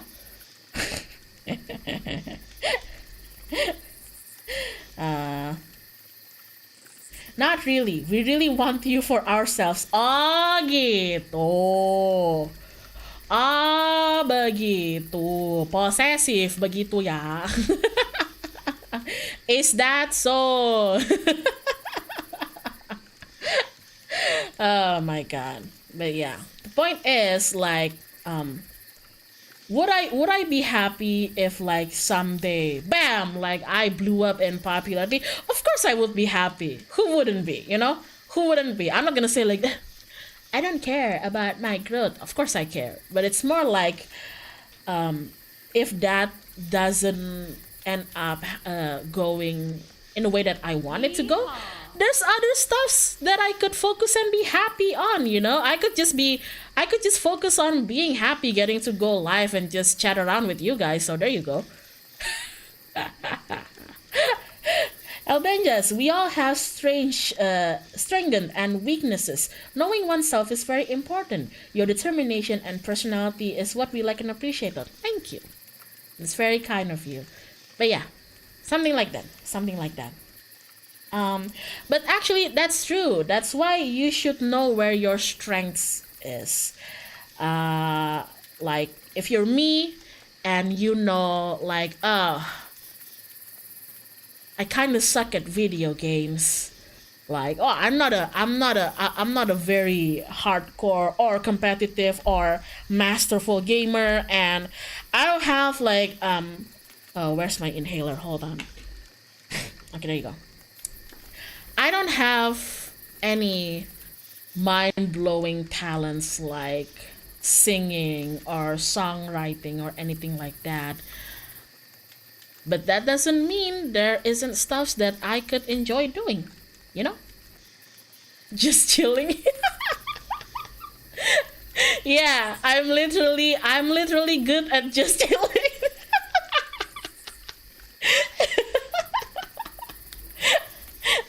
I'm literally good at just chilling. Okay, I'm literally good at just chilling. My talent is to like go to the corner, chill, and if people say hi, I would say hi back. I like messing around and like RPing. So we have that. We have that. Oh my god. Oh god, the being in the corner and chilling stuff. I remember how I told you guys a few streams back how in my Final Fantasy 14 stream where I said that I never told you guys that, but since it's been 1 year, why not? I told you guys about how things were kind of rough for me at the beginning of my debut because I was like constantly getting a bit flooded with a few hate mails, especially from my motto and everything. I don't quite remember which one of them said it, but I remember when I talked about it with some of the other XID livers, one of them just said that, "Oh, what is their problem with you?" And I said, and I read some of the letters. They think I'm blah blah blah blah blah blah blah blah blah blah blah blah blah blah blah. And then they said like, "What the fuck? Aren't you just chilling in the corner?"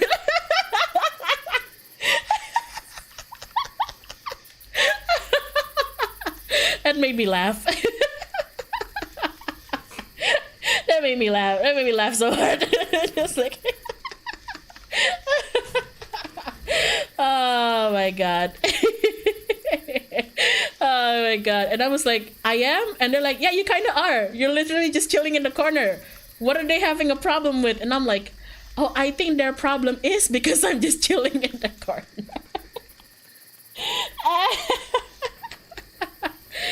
Oh my god. Well, that's just something that sometimes happens when you put yourselves out into the internet. It's the internet, okay? It's the internet.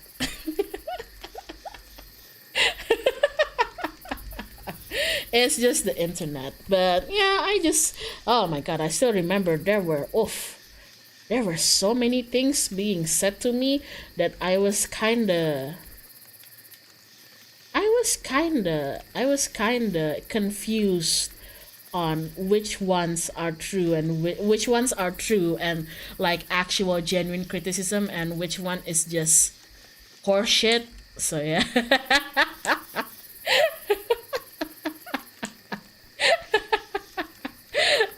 But yeah, something like that. So I mean, I have to give them prop. They they took time to write me long ass letters, multiple ones from like multiple people every single day. Oh god, I had that every single day.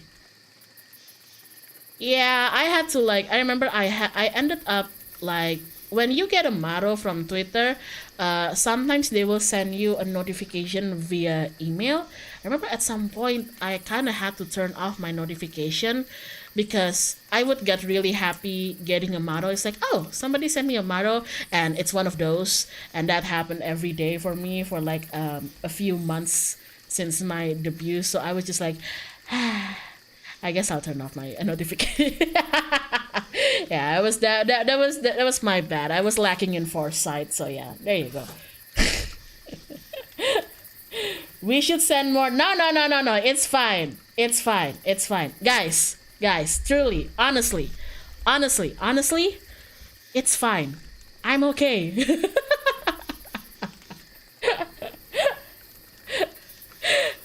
It's fine. I'm okay. Remember, big panther can handle myself. There you go. So yeah. And yeah. So angsty fan art. Fan art of me in outer outfits. Koshian fan art.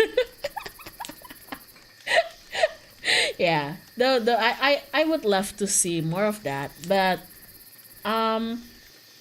whenever I say things like this, you don't have to feel pressure to like, oh, Hyona said that opening clip studio. Hey, the point of fan art is that you make it at your own pace, at your own time, whenever you feel like it. Okay? So whenever I say something, please don't feel actually pressured to make that fan art for me. I would appreciate it, but only do it if you want.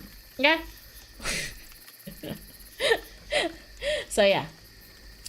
Let's see. What other things do we have?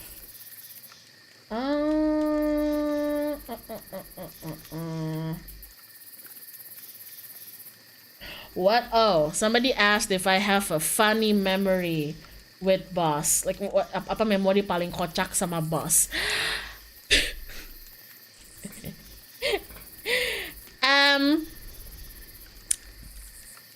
When I was younger, I had a few of my friends come over, and boss wouldn't stop smelling the crotch of one of them.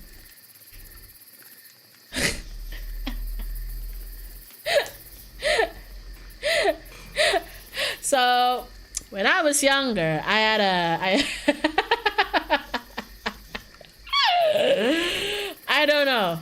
don't know.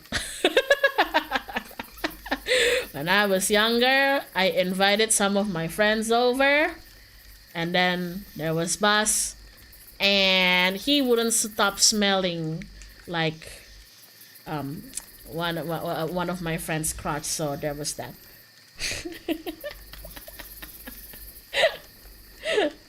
Was it a girl? No, it was a guy. No, it was a guy. I had 3 friends over, I remember this, and all of them were guys because all of them were my classmates and we needed to do a project together. So I told them, okay, how about we just do this in my place? And they came over and we were like sitting in the dining room, and I asked them like, do you guys want some drinks? And they're like, oh yeah, can I have this? And while I was preparing drinks for my friends and classmates, suddenly one of them just starts like, Hyona, and I'm like, what? Your dog? And I'm like, what is wrong with my dog? Like I thought you're fine with dogs. No, it's like he's smelling my crotch, and I'm like, yeah, sometimes dogs do that. Like he'll be done in like a second, and then And then my friend's like, no, Hyona, he's not stopping. And then I look over and I'm like, oh God, he's not stopping.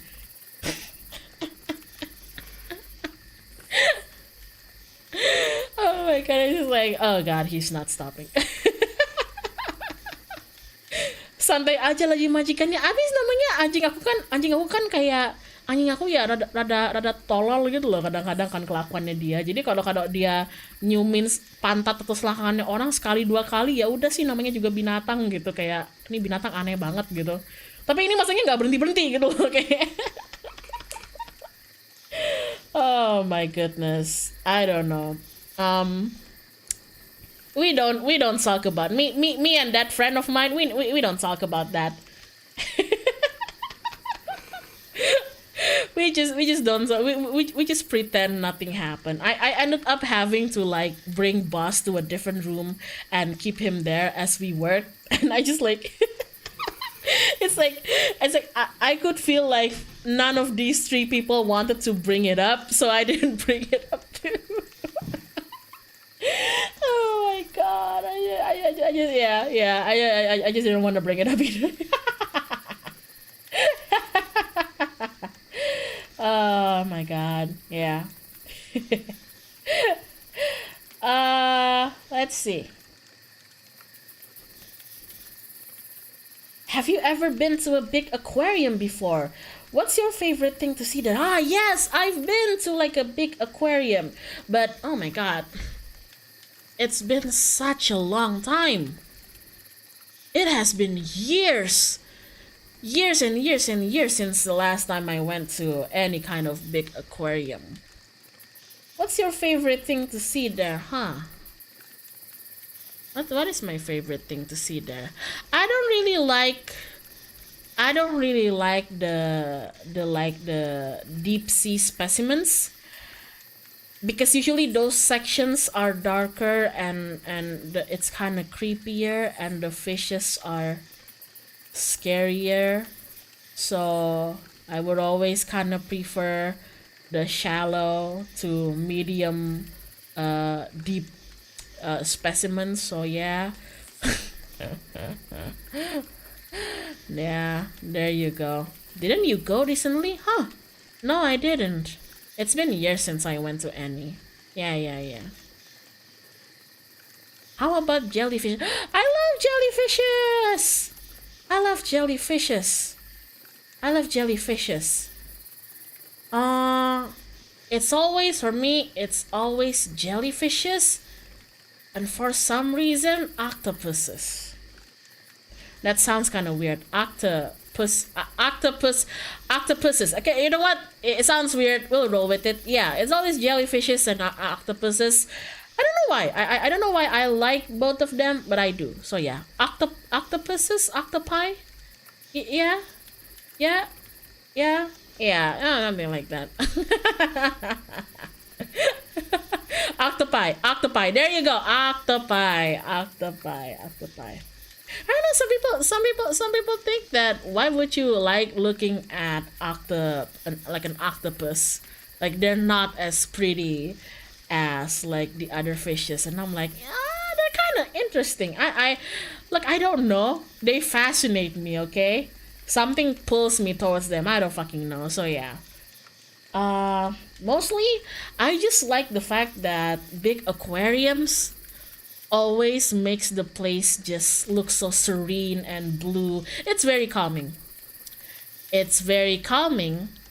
Until some unattended toddler comes in running without their parent and tries to touch the fishes in some of the like shorter tanks. Until that happens, but if that doesn't happen, it's a pretty calm place, you know.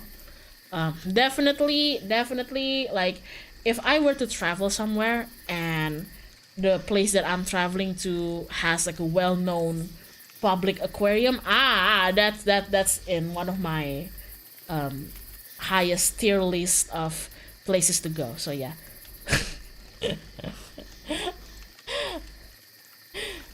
Is the tentacles, isn't it? No. I think I like the fact that an octopus is pretty smart. It's smart, you know. Yeah, I'm attracted to intelligence.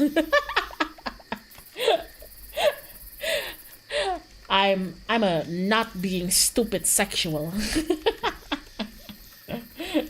I also like eating them in the form of takoyaki. I don't know whether those two are correlated, but there you go. They're also pretty tasty, I guess.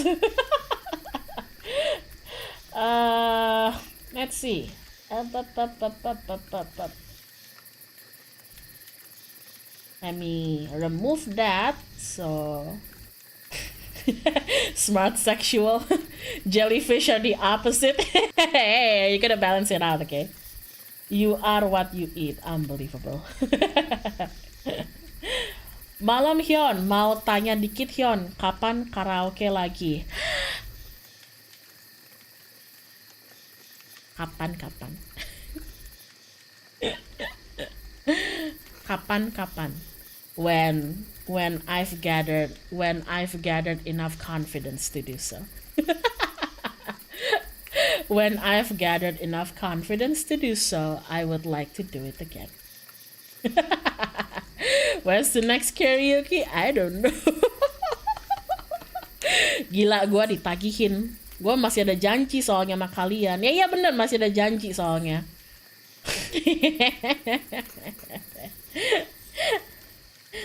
Rebroadcast maybe. I'll think about it. Kapan-kapannya itu kapan? Ya kan begitu. Makin lama kelamaan.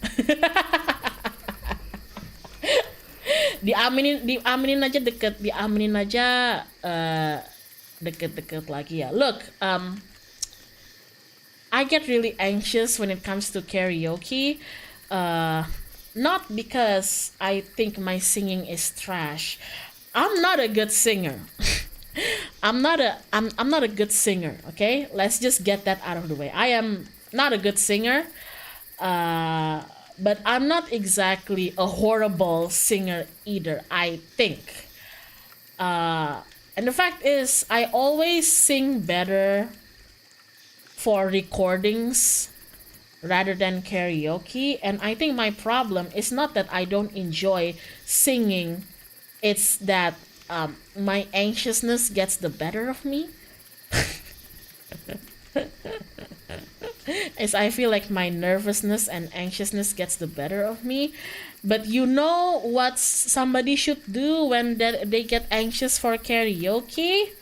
Do you know how you can resolve that? By having more karaoke so they get used to it. Eh?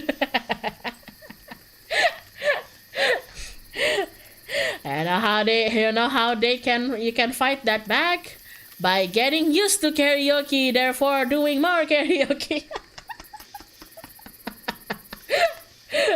I know it has to happen. I just have to gather my courage to do it. Thought you were gonna say alcohol. Maybe. Oh shit.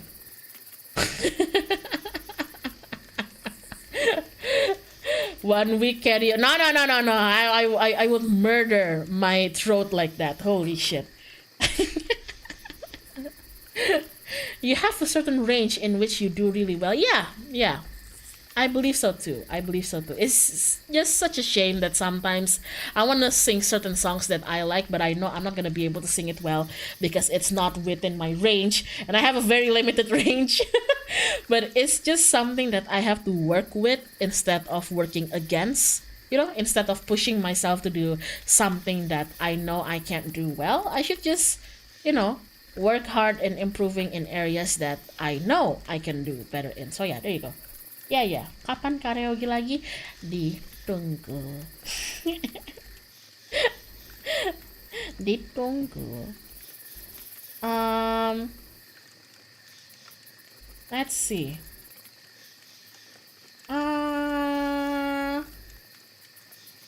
Let me take this off. Kenangan terkocak sama bos.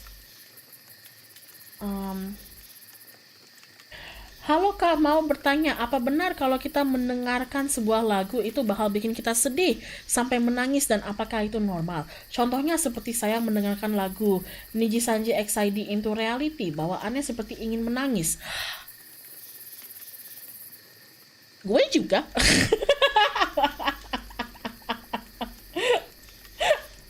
Lo nangis, gue juga, gue apa lagi? That is one special song. Of course I'd cry. Hyun, aku nangis denger Virtual on Voyage, gue juga. Ih, kok samaan sih? Everybody says she's just like me. For real, for real. Oh my god. Come to think of it, I've never properly sang into reality, or at least I don't think anybody has ever like have I? I think sometimes I would hum or like sing parts of it when I get scared in my streams, but like I don't think anybody has ever. I don't think I've ever like properly sang the entirety of the song anywhere. Maybe I should one day. So yeah, let's put that in the idea box. Let's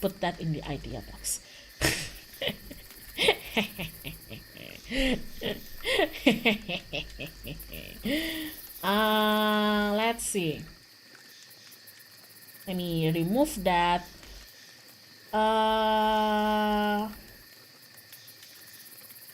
What do we have? You know what?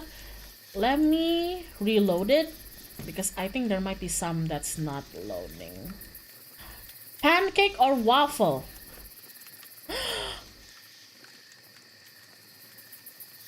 Waffle.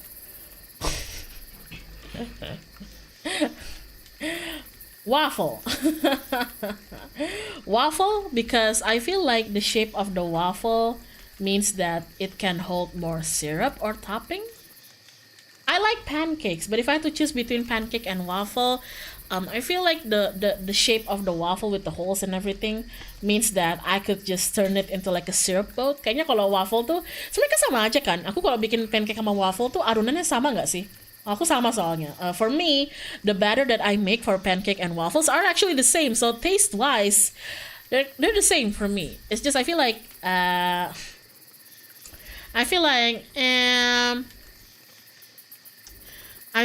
the holes in the waffle itu kayak jadi bolongannya tuh kayak jadi tempat buat naruh sirupnya tuh ketampung di situ gitu.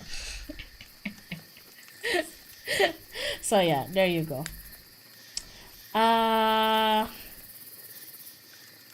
Hello Hyona, I love your art on Panther paints. I'm just curious, have you ever tried enrolling into art school or an art course? Also, will you marry me? Oh, those are 2 questions. For the first question,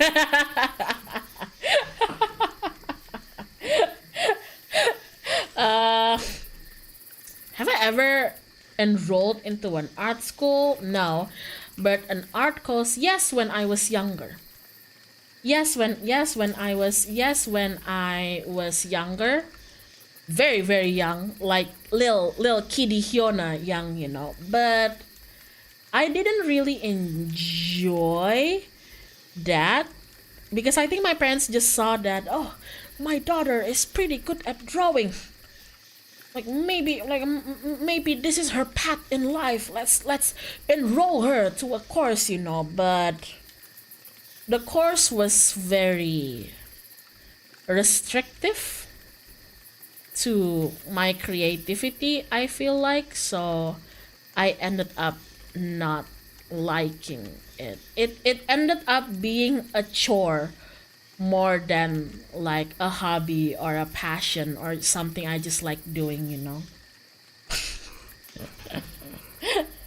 So yeah. I went to an art course once. Not exactly drawing or painting, doc. My course was drawing. My course was drawing. I do a lot of painting though, but painting I learned that by myself. Actually, most of the things that I learned, my limited knowledge in art and drawing and painting, I learned by myself because hey, you have this thing called YouTube. You have this thing called YouTube. Actually, if you think about it, like most of the things that I eventually learned doing is thanks to YouTube. So YouTube, this one's for you, baby. Also, will you marry me? I'll think about it. Thank you. Moving on.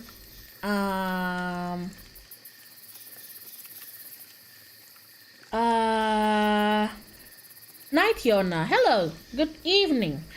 I want to know, do you have any type for women? Oh. Such as, do you prefer the cutie girlish type or classy women type? Oh, shit. Because I want to be your next wife. Okay.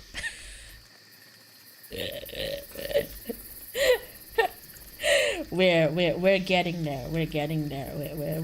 We're getting into this territory. I see.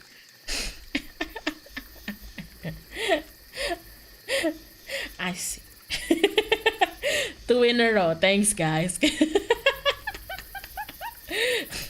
You do know there might be, not to stroke my ego here, not to be narcissistic, but I feel like there might be a line for that position.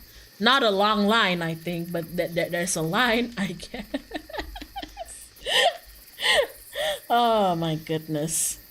Do you prefer the cutie girlish type or the classy women type?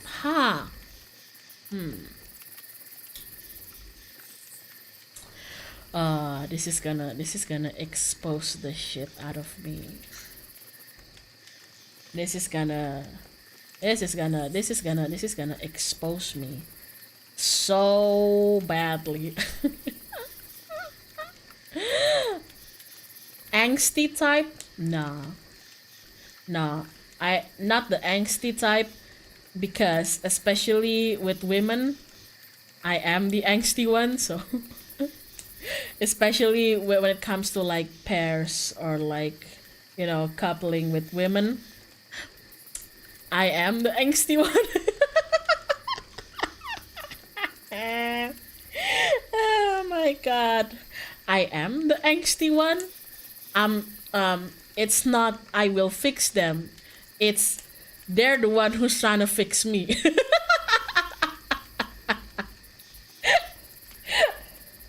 I don't know. When it comes to women, I think I always gravitate to the ones who are more brighter and cheerful than I am. So yeah.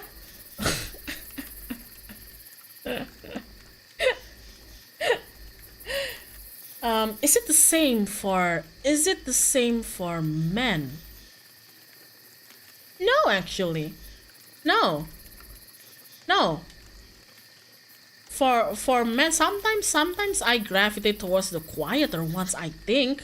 But for girls, women, me, I always gravitate into ones who are more brighter and cheerful than I am.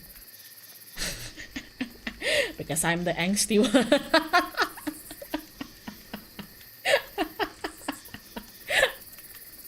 The thing is, I'm really gonna expose myself here. Am I gonna say this? Ooh, this is gonna really expose me. Am I gonna say this? You know what? At this point, I'll say it. When it comes to trying to be romantic and flirting, men, I can handle that pretty fine. Women, not so good. I don't know why. Okay, don't ask me why. It's just Yeah, I don't know. That's how it is. That's how it is. Okay? Guys flirting with me, I handle that pretty well. Just like, oh, okay. Girls flirting with me, it's like, okay. So yeah. Can't handle flirty women. I can't handle flirty women. That's why like if we have like a flirty man trying to tease or flirt with me, I handle that just pretty normally, just like okay. Yeah. But like if there's like a bright or cheerful girl who suddenly just decides to flirt with me, yeah. Yeah, I probably wouldn't know what to do. I'd probably just shut the fuck up. Oh my god. So Hyona's kokoro goes doki doki on women. Hyona's kokoro goes doki doki for everyone, honestly. It doesn't matter to me. It's more like the different approach brings a different reaction. Yeah. I'm not saying that my heart has never got doki doki for men. Of course I have, but it's more like the approach is different. So yeah. How did Derem manage to back you then? Oh, Derem is surprisingly forward.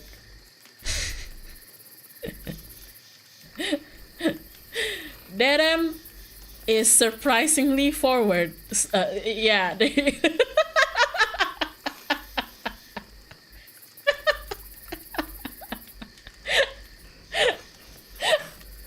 Yeah, Derem can be surprisingly straightforward. So yeah. I mean, obviously, like if you see me and Derem, it's more like Derem's like the colorful, bright, cheerful one, and I'm like the angsty, calmer one. I guess I don't know, but when it comes to like, hey, let's do this. Hey, let's do that. Yeah, she's much more forward.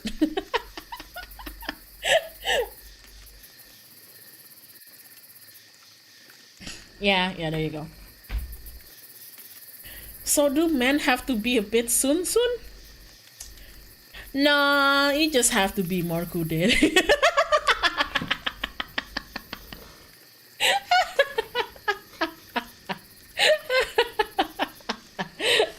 Yeah, there you go. Bringing my otome game bias into real life. Oh my god. I'm kudere now. Yeah, sure you are.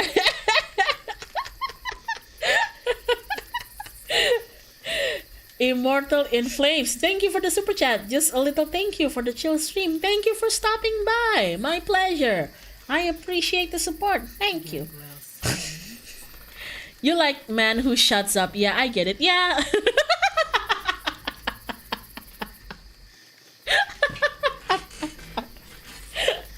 For women, it's like the girl is like blah blah blah blah blah Hyona and blah blah blah blah blah, and I'll be like, she's so cute when she's babbling. On the other spectrum, says nothing. You're so cute when you don't say a lot of stuff.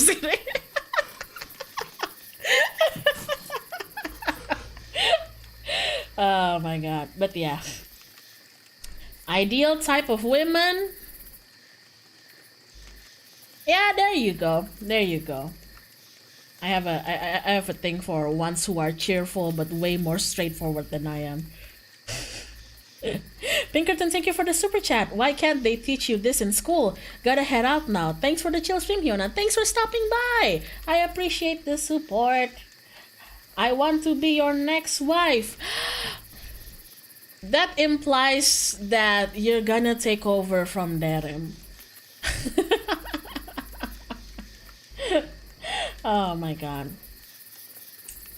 Let's see. Oh, this is a pretty heavy one, but an interesting topic. Sorry if this. Oh wait, that's the okay. Sorry if this ends up sounding heavy, dear doctor, but how do you handle loneliness if you ever feel that? Thanks. Uh, I don't.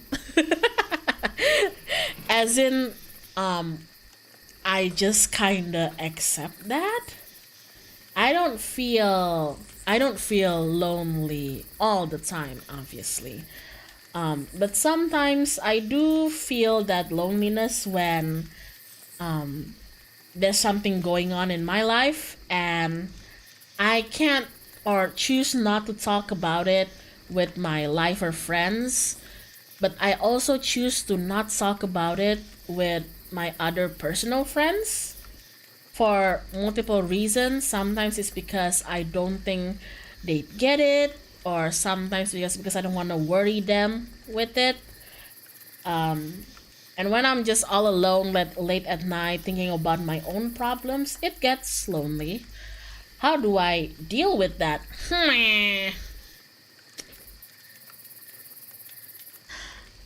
I I kind of distract myself.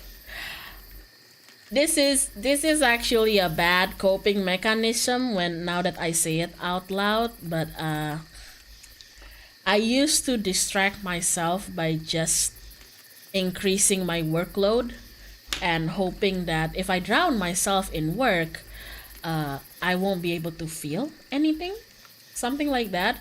But now it's more like I distract myself, but in things that are actually beneficial for me to do, like exercise. I go to the boxing rink and punch something or someone. I take my big boy out on a run who is currently farting.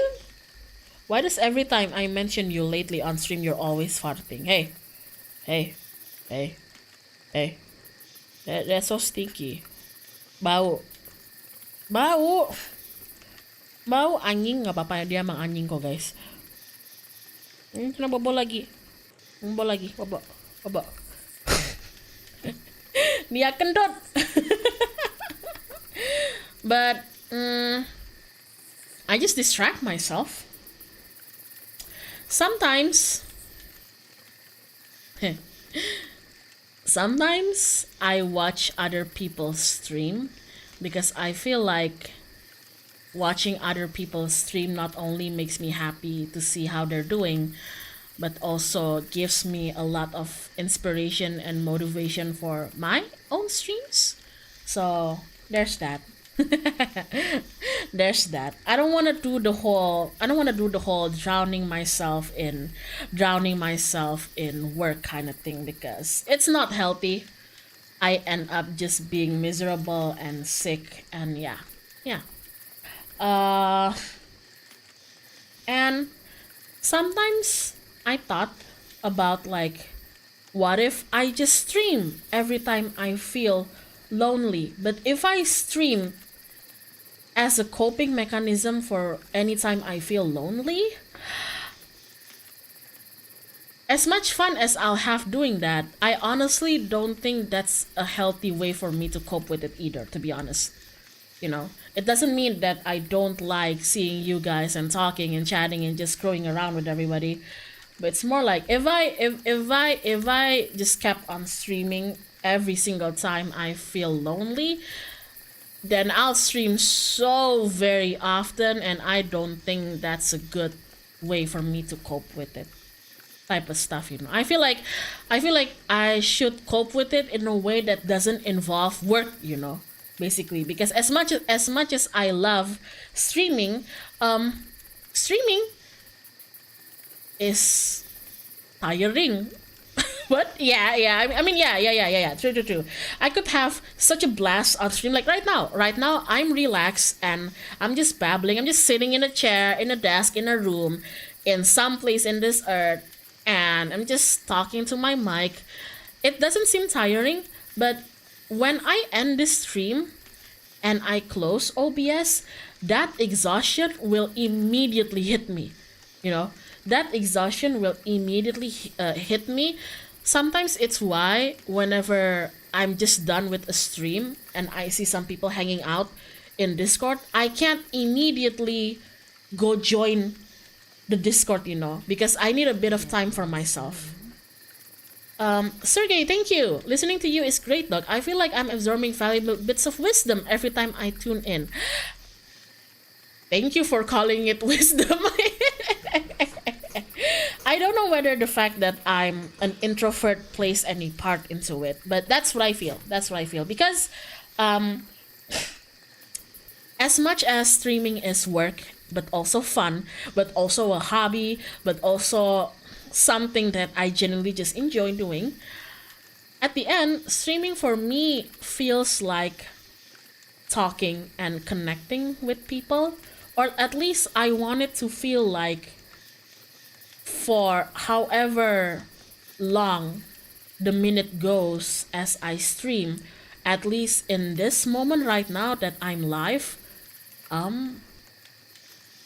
I just want to be me. I just want to talk the way I talk and just be me and joke around with you guys the way I joke around with anybody. And yeah, which means my social energy gets depleted a lot too. So pretty sure when I end this stream, there might be people hanging out in Discord, might be some lifers, might be like some like personal friends of mine.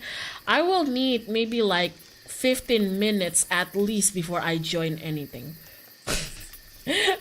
Maybe, and in those 15 minutes, if you're wondering what I do usually, nothing. When I'm done streaming, I lay down in bed and do nothing.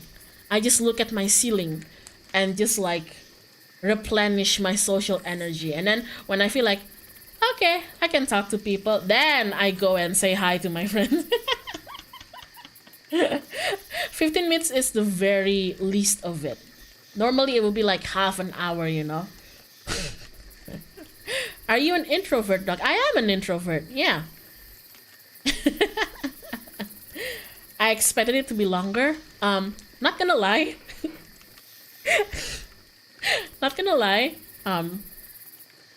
Sometimes I wanna I wanna listen to my friend's voice. Like, it doesn't matter what they're talking about. I just wanna listen to them once after the long day of like working or after streaming for a few hours. But I'm also not ready enough to be in the conversation. So you know what I would do sometimes to cope? I'd finish the stream and I immediately join like whatever voice call is active and my friends are talking, but I tell them, okay, I'm gonna go do something. Usually I shower. Usually at this hour, like right now after the stream, I'm probably gonna take like a late night shower or something, I don't know. And I tell them, okay, hi, I just finished, I don't know, work or stream or whatever, and I'm gonna mute myself and go shower, okay? And they're like, okay, sure, Hyona. And I mute myself, but I wanna hear their voices, right? So nggak dingin, nggak dong, aku ada air hangat. Thankfully, untungnya ada air hangat jadi nggak dingin.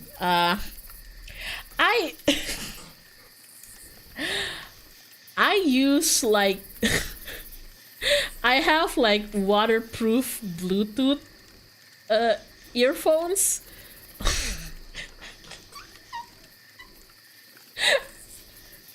I have waterproof Bluetooth earphones, and my bathroom's not that far from like the room I use for streaming. So yeah. So like I feel like, oh man, I don't want to miss out on the conversation. I want to listen what they have to say, but like I'm not ready to actually talk to everything. So it's like, so literally, oh guys, aku AFK ya guys, aku AFK bentar, mau mandi. Hey guys, I'm gonna AFK, I'm gonna shower. And they're like, okay, and they continue talking. Me slips on my Bluetooth and just goes to the shower like that.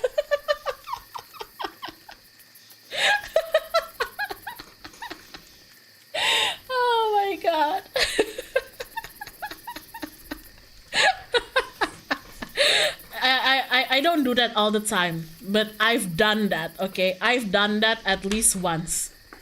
I've done that at least once.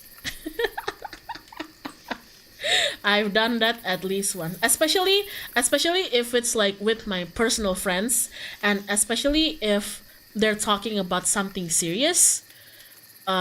Misalnya kayak kalau misalkan ini kayak teman-teman personal aku ya, dan mereka tuh kayak lagi gibah sesuatu yang serius, I want to listen to them, you know. I don't wanna miss out, cause I take quite a long shower to relax and everything. But like if I go missing for like half an hour, by the time I'm back, the topic is gonna be so far away from the one that I left with. So yeah, I can't miss out on the tea, besties. And I feel like some of my friends already know that I do this. So sometimes when I say I'm gonna go AFK to the shower, they would just assume that I'm actually hearing them in the shower. So sometimes I hear them in my headphones saying like, yeah, so today, oh my god, can you imagine? Hyona, if you're listening to this, can you imagine? That's crazy. That's nuts, right? Oh my god, I know. Anyway. And I would just laugh while showering when that happens. Oh my god, I would just start laughing. I'm like, oh, well, there it goes. They know. Oh my god. I mean, most of the time, especially in weekends or like certain days day off where I don't have streams or my like day job and everything, all I do mostly in those days is I do literally anything I want, but in a voice call with my friends. I could be sweeping the floor of my home, changing the curtains, changing the bed sheets, but like in a call with my friend. And I used to be so concerned over this. I used to be so concerned, like, oh god, am I being clingy? Oh, I don't want to be a clingy friend. I don't want to be a clingy friend who's like, oh guys, please accompany me. I don't want to be alone. Although sometimes honestly I wish I could say that to them, but like my pride says don't say that, Hyona, you have pride. So but then I realized the fact that they stay in the call with me for the whole day and do the same means that they're doing the same thing, so it's fine.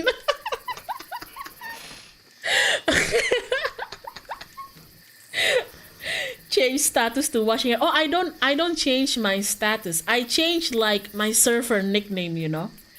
So like my default name is like my name, like Hyona, and then if I'm in a call but I'm AFK and I mute myself, I change my name to like, I don't know, pooping. To like pooping or like doing laundry or something. Oh my god. Yeah, you guys think you have like FBI agents listening to your Discord call? Plot twist, bitch, I am that FBI agent for my friends. Oh my god. No cap, dog. I sometimes do chores while I have you. Full blast, max volume. To be fair, sometimes that's what I do too. Whenever the other livers are having streams and I'm not streaming and I don't have any work, I just tune in while I do something else. Sometimes I could be like relaxing while reading a book or drawing, or sometimes I'd be like rewatching a movie I already watched, but like in one screen that's that, and in the other screen it's like Nagisa stream, you know.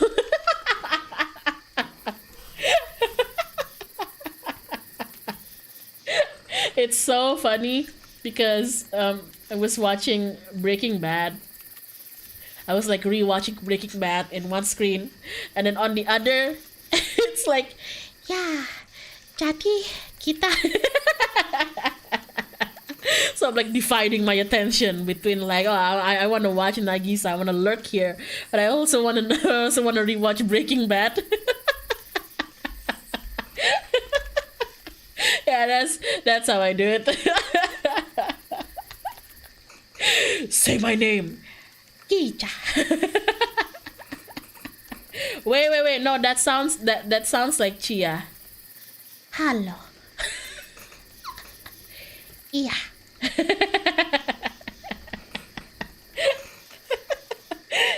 So yeah, there we go.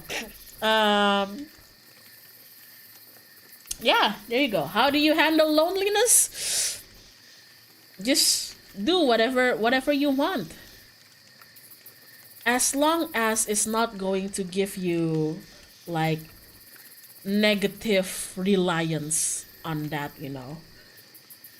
Some people handle loneliness by, you know, getting too reliant on some stuffs like drinking or smoking, and you do you, but you should think on whether or not what you're relying on, what you're distracting yourself on. I think it's just important to think on whether or not it's a good thing to be dependent on that for the long run. If you think the answer is yes, it's okay, go do it. Go do it.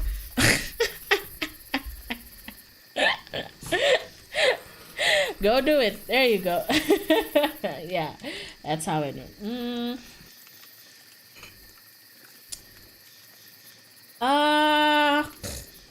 Wait, I need to blow my nose. Hold on.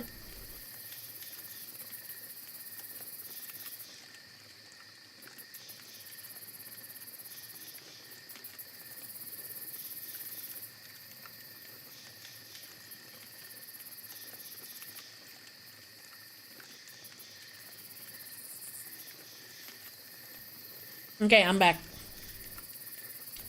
Lagi flu kah?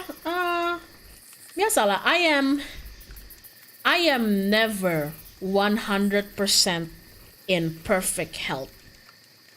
There's always something just a tiny bit wrong with me, and I've just rolled with that for most of my life, and I don't know.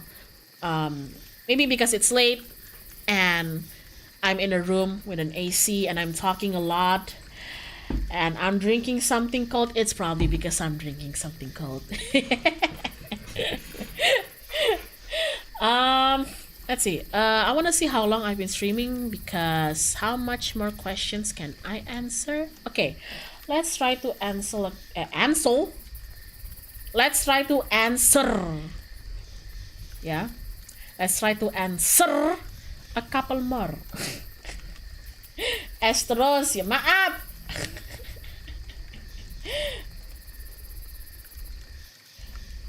Favorite Twice song, and do you like to practice dancing too, Doc?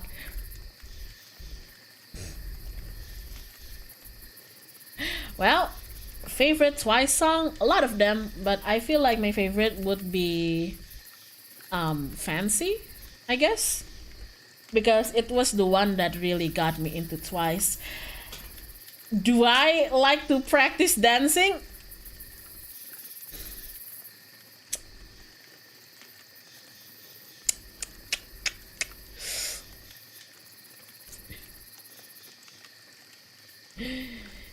Yeah.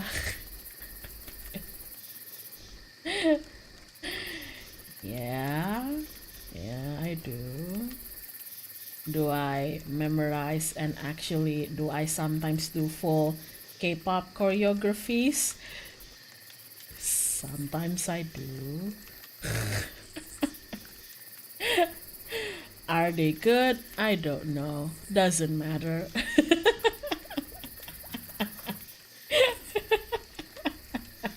So yeah, there you go. Next question. Oh my god.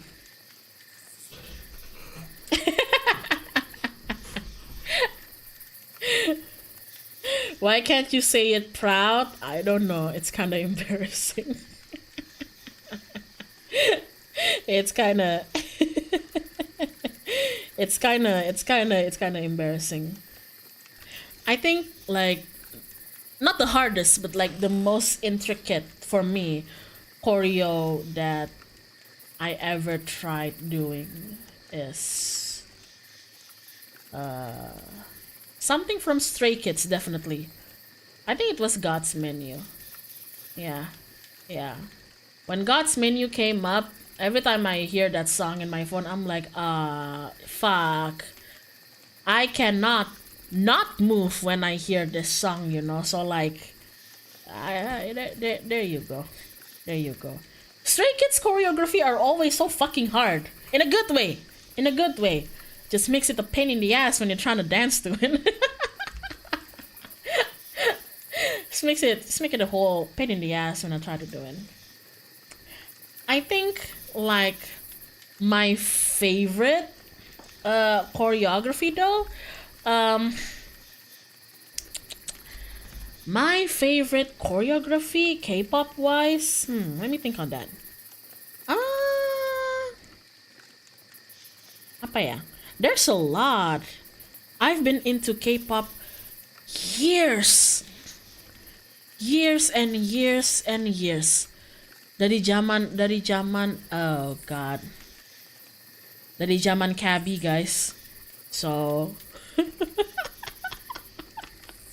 I don't know whether oh god, I can't believe I just said that. Oh my god.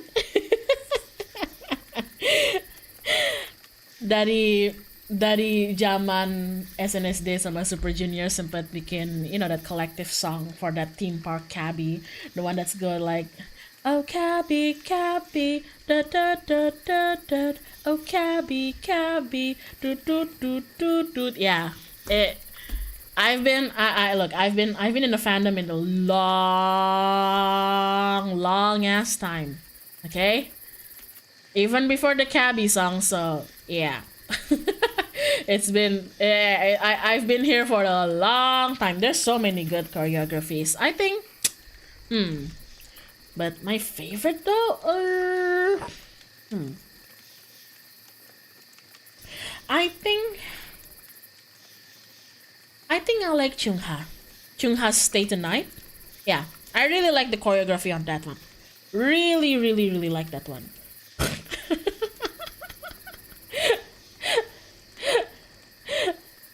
Yeah, there you go. What else? Oh, Seventh Sense by NCTU. I can't believe they fucking debuted with a banger like that. Holy shit, that Seventh Sense, the whole choreography and song and everything. Holy shit, I can't believe you guys debuted these people with I can't believe you guys debuted these people with this kind of quality. Holy shit. Sheesh, I know. Sheesh.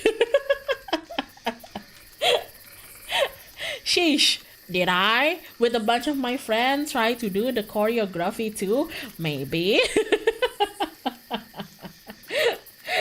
So yeah, there you go.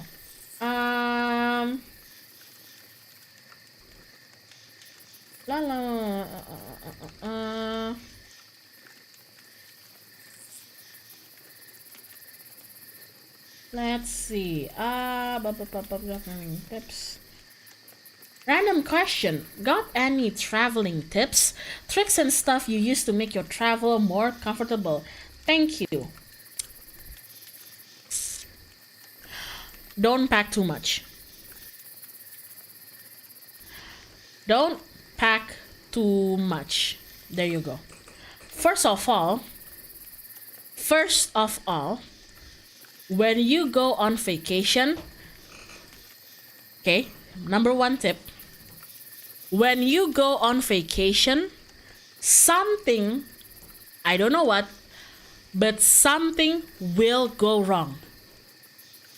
Okay? Something will go wrong.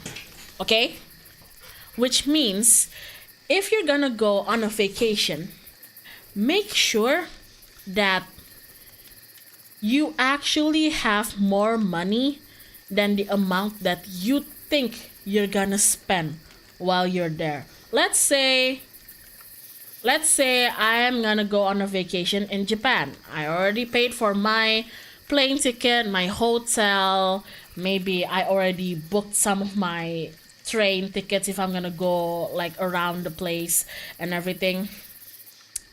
And I expect like the whole expense is gonna be like $1,000. Don't actually just have $1,000. Please have more. Please have more, okay? Because something is bound to go wrong when you're traveling. It might be something big, might be something small, but always have more money. Kayak jangan kepepet gitu maksudnya. Jangan kepepet, okay? You are risking it. You are risking it if you go there with a very limited fund. So yeah. Number 2, yeah, do research on the type of scams that people already know exists in those places. Those two. Don't bring too much stuff, but bring stuffs that you can use over again, or like me, always stay somewhere where you can do laundry. Yeah, always do, if you want, you can stay if you're planning to go and stay for a long time somewhere, or you can always choose to try and choose to stay somewhere where you can do laundry. So yeah. And remember, for most of us Asians, when you go somewhere, you're gonna bring some stuff back home. So the point of not packing too much is that like half of your suitcase is gonna be filled with stuffs that you're bringing back home. At least that's the case for me. Last time I went abroad for business, I brought this big ass suitcase because I was staying very I was staying very long there, so I knew like I couldn't just bring my smaller suitcase. I actually had to pack up like at least a few sets of clothes. I always made a point that when you open the suitcase and there's like one half and the other half, only fill up the one half if you can. Only fill up like one half if you can. That depends on whether or not you're the type who shops a lot and you're gonna bring like a lot of stuff for your family and friends back home. I am the type of person, and I already know that. So whenever I go traveling, I always keep one side of my suitcase, one half, one side, whatever, empty. There can't be anything there, okay? And always bring an extra bag, okay? It doesn't have to be something like an actual fancy backpack or something. Just like always bring like one of those like canvas or cotton bags that you can easily roll or fold in, okay? You never know when you're gonna need it, and they are much more better than just lugging around plastic bags everywhere, okay? Tote bag is okay. Bring at least one tote bag with you. Keep it in the suitcase. It's fine. What else?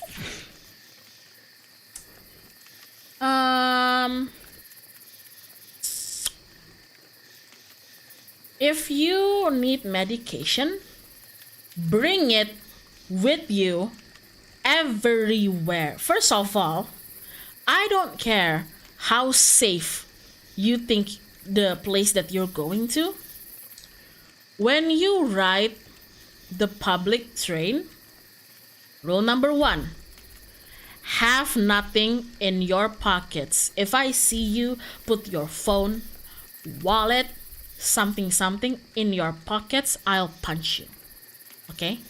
I'll punch you. Okay? If you're going on vacation with me and like we're staying in a hotel and okay, let's go out and explore for the day, and I see that you're not bringing any bag and you're just gonna put like your essentials, your like your cards and your wallet and phone in your pocket, I'll punch you. I'll punch you. I'll knock you senseless. Oh my god. always have a bag. Okay?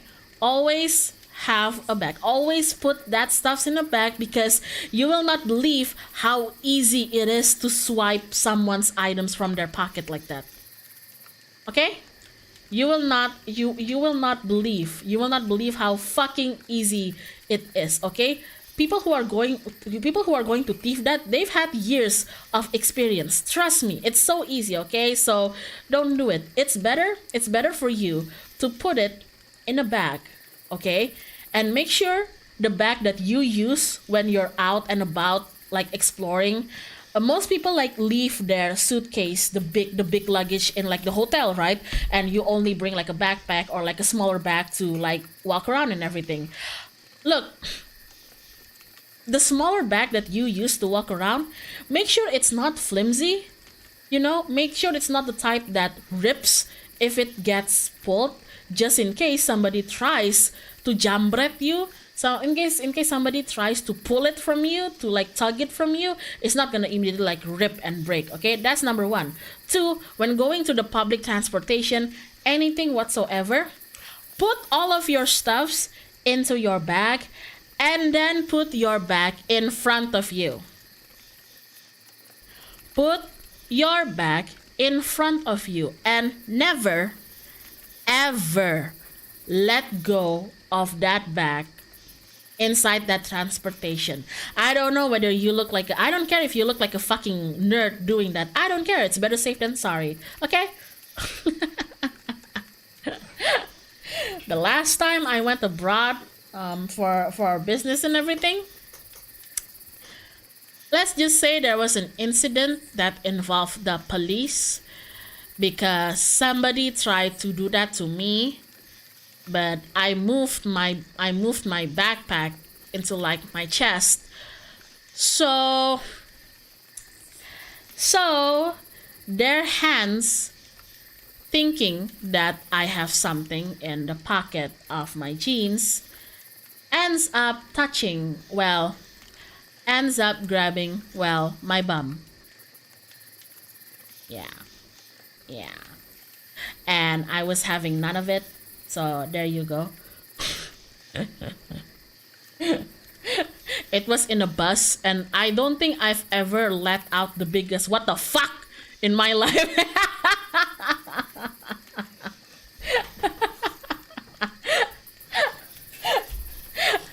Oh my god. Yeah, it was something because I got so angry. Here's the thing. It was already suspicious because the bus that I was riding wasn't fully packed. Jadi si busnya itu tuh enggak rame, guys. The bus wasn't fully packed. The bus wasn't fully packed, and it was so suspicious the fact that this guy chose to stand exactly behind me. Okay? Everybody else was like sitting. I chose to stand because where I'm going, it's not gonna take too long, and I prefer just standing so I could just immediately hop on and hop off the bus and everything. And I just feel somebody's breath on my ears, you know. I'm just like, what the fuck? And one of my coworkers was like in the bus with me, sitting.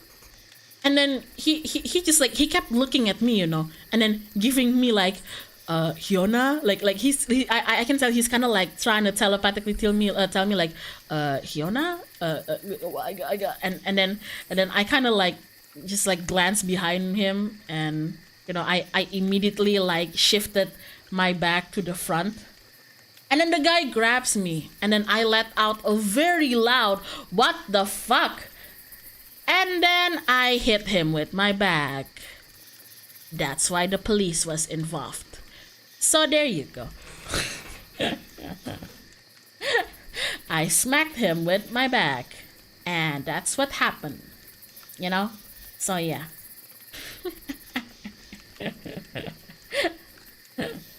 And then like at the next stop, the security got involved because the driver is like, "Why are you fighting?" And I'm like, this guy tried to fucking, I remember the police tried to like defend the dude, and I went all Karen to them. I was like, oh, Excuse me, like, here's my passport. I'm a tourist. I didn't know that you guys justified sexually assaulting tourists when they go to your lovely city. Would be a shame if people found this out in an article.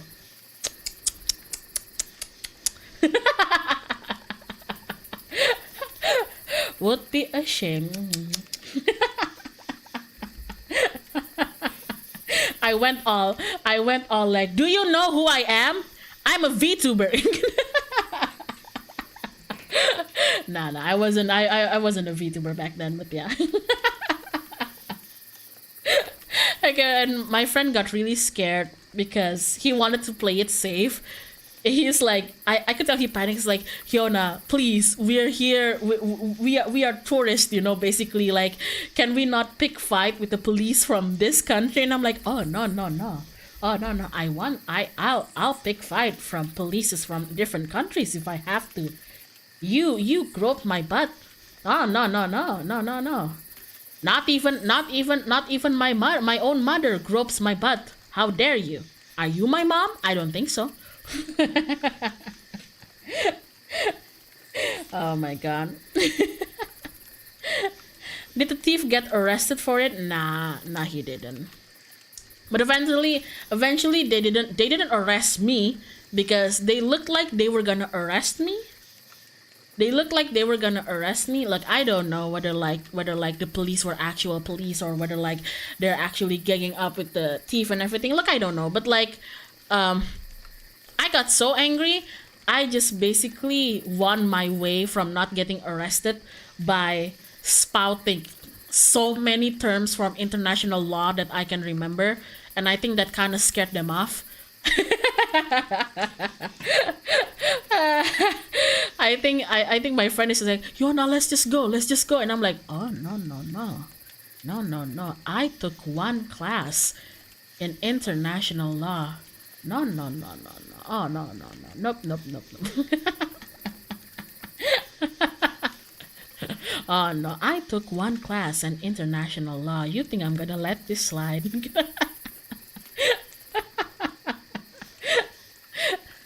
Oh my god. I think because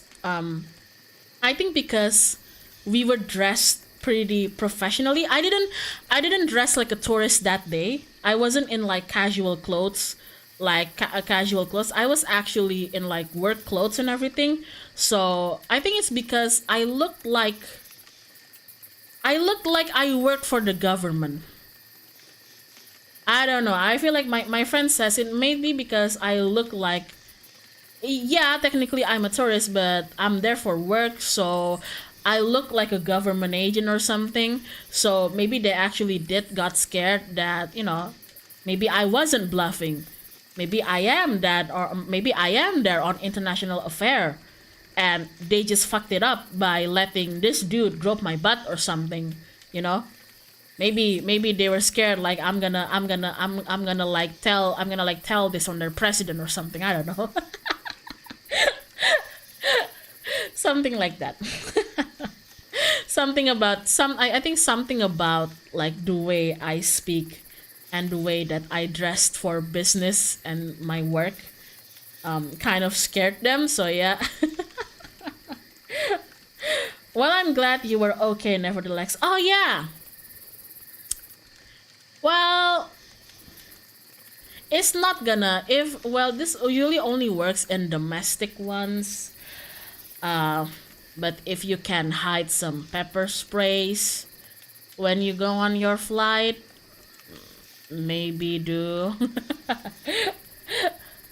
Maybe do.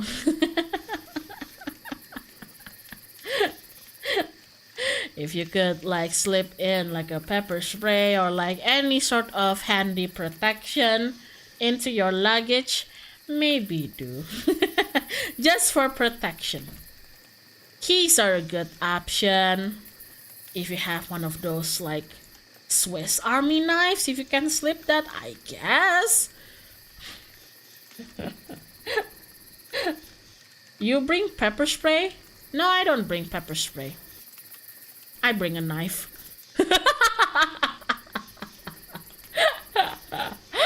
No. I'm kidding. Or am I? You'll never know.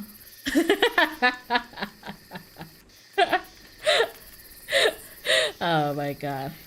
I remember I did that in college, you know. I strapped a knife with like a holster to my tie.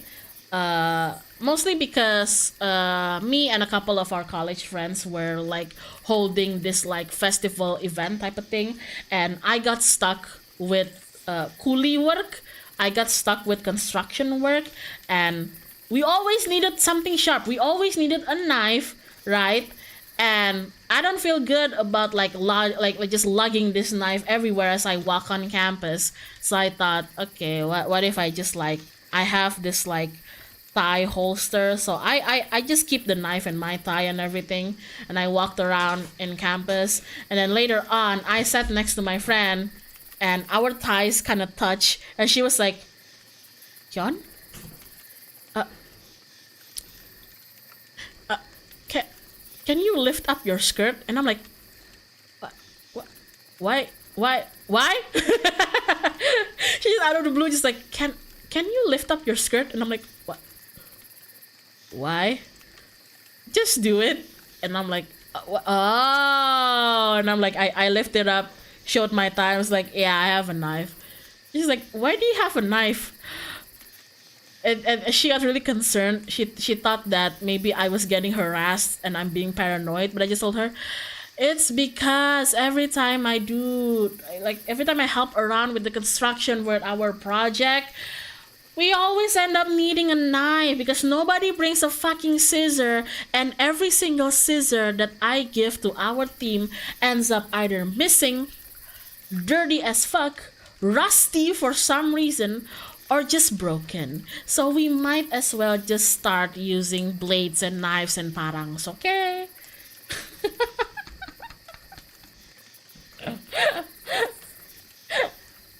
Oh my goodness.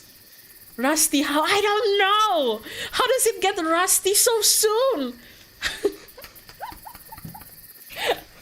and then after that, she told me that if I keep the knife there, then I might look like a criminal for like the school security, for like campus security. And I was like, that's actually true.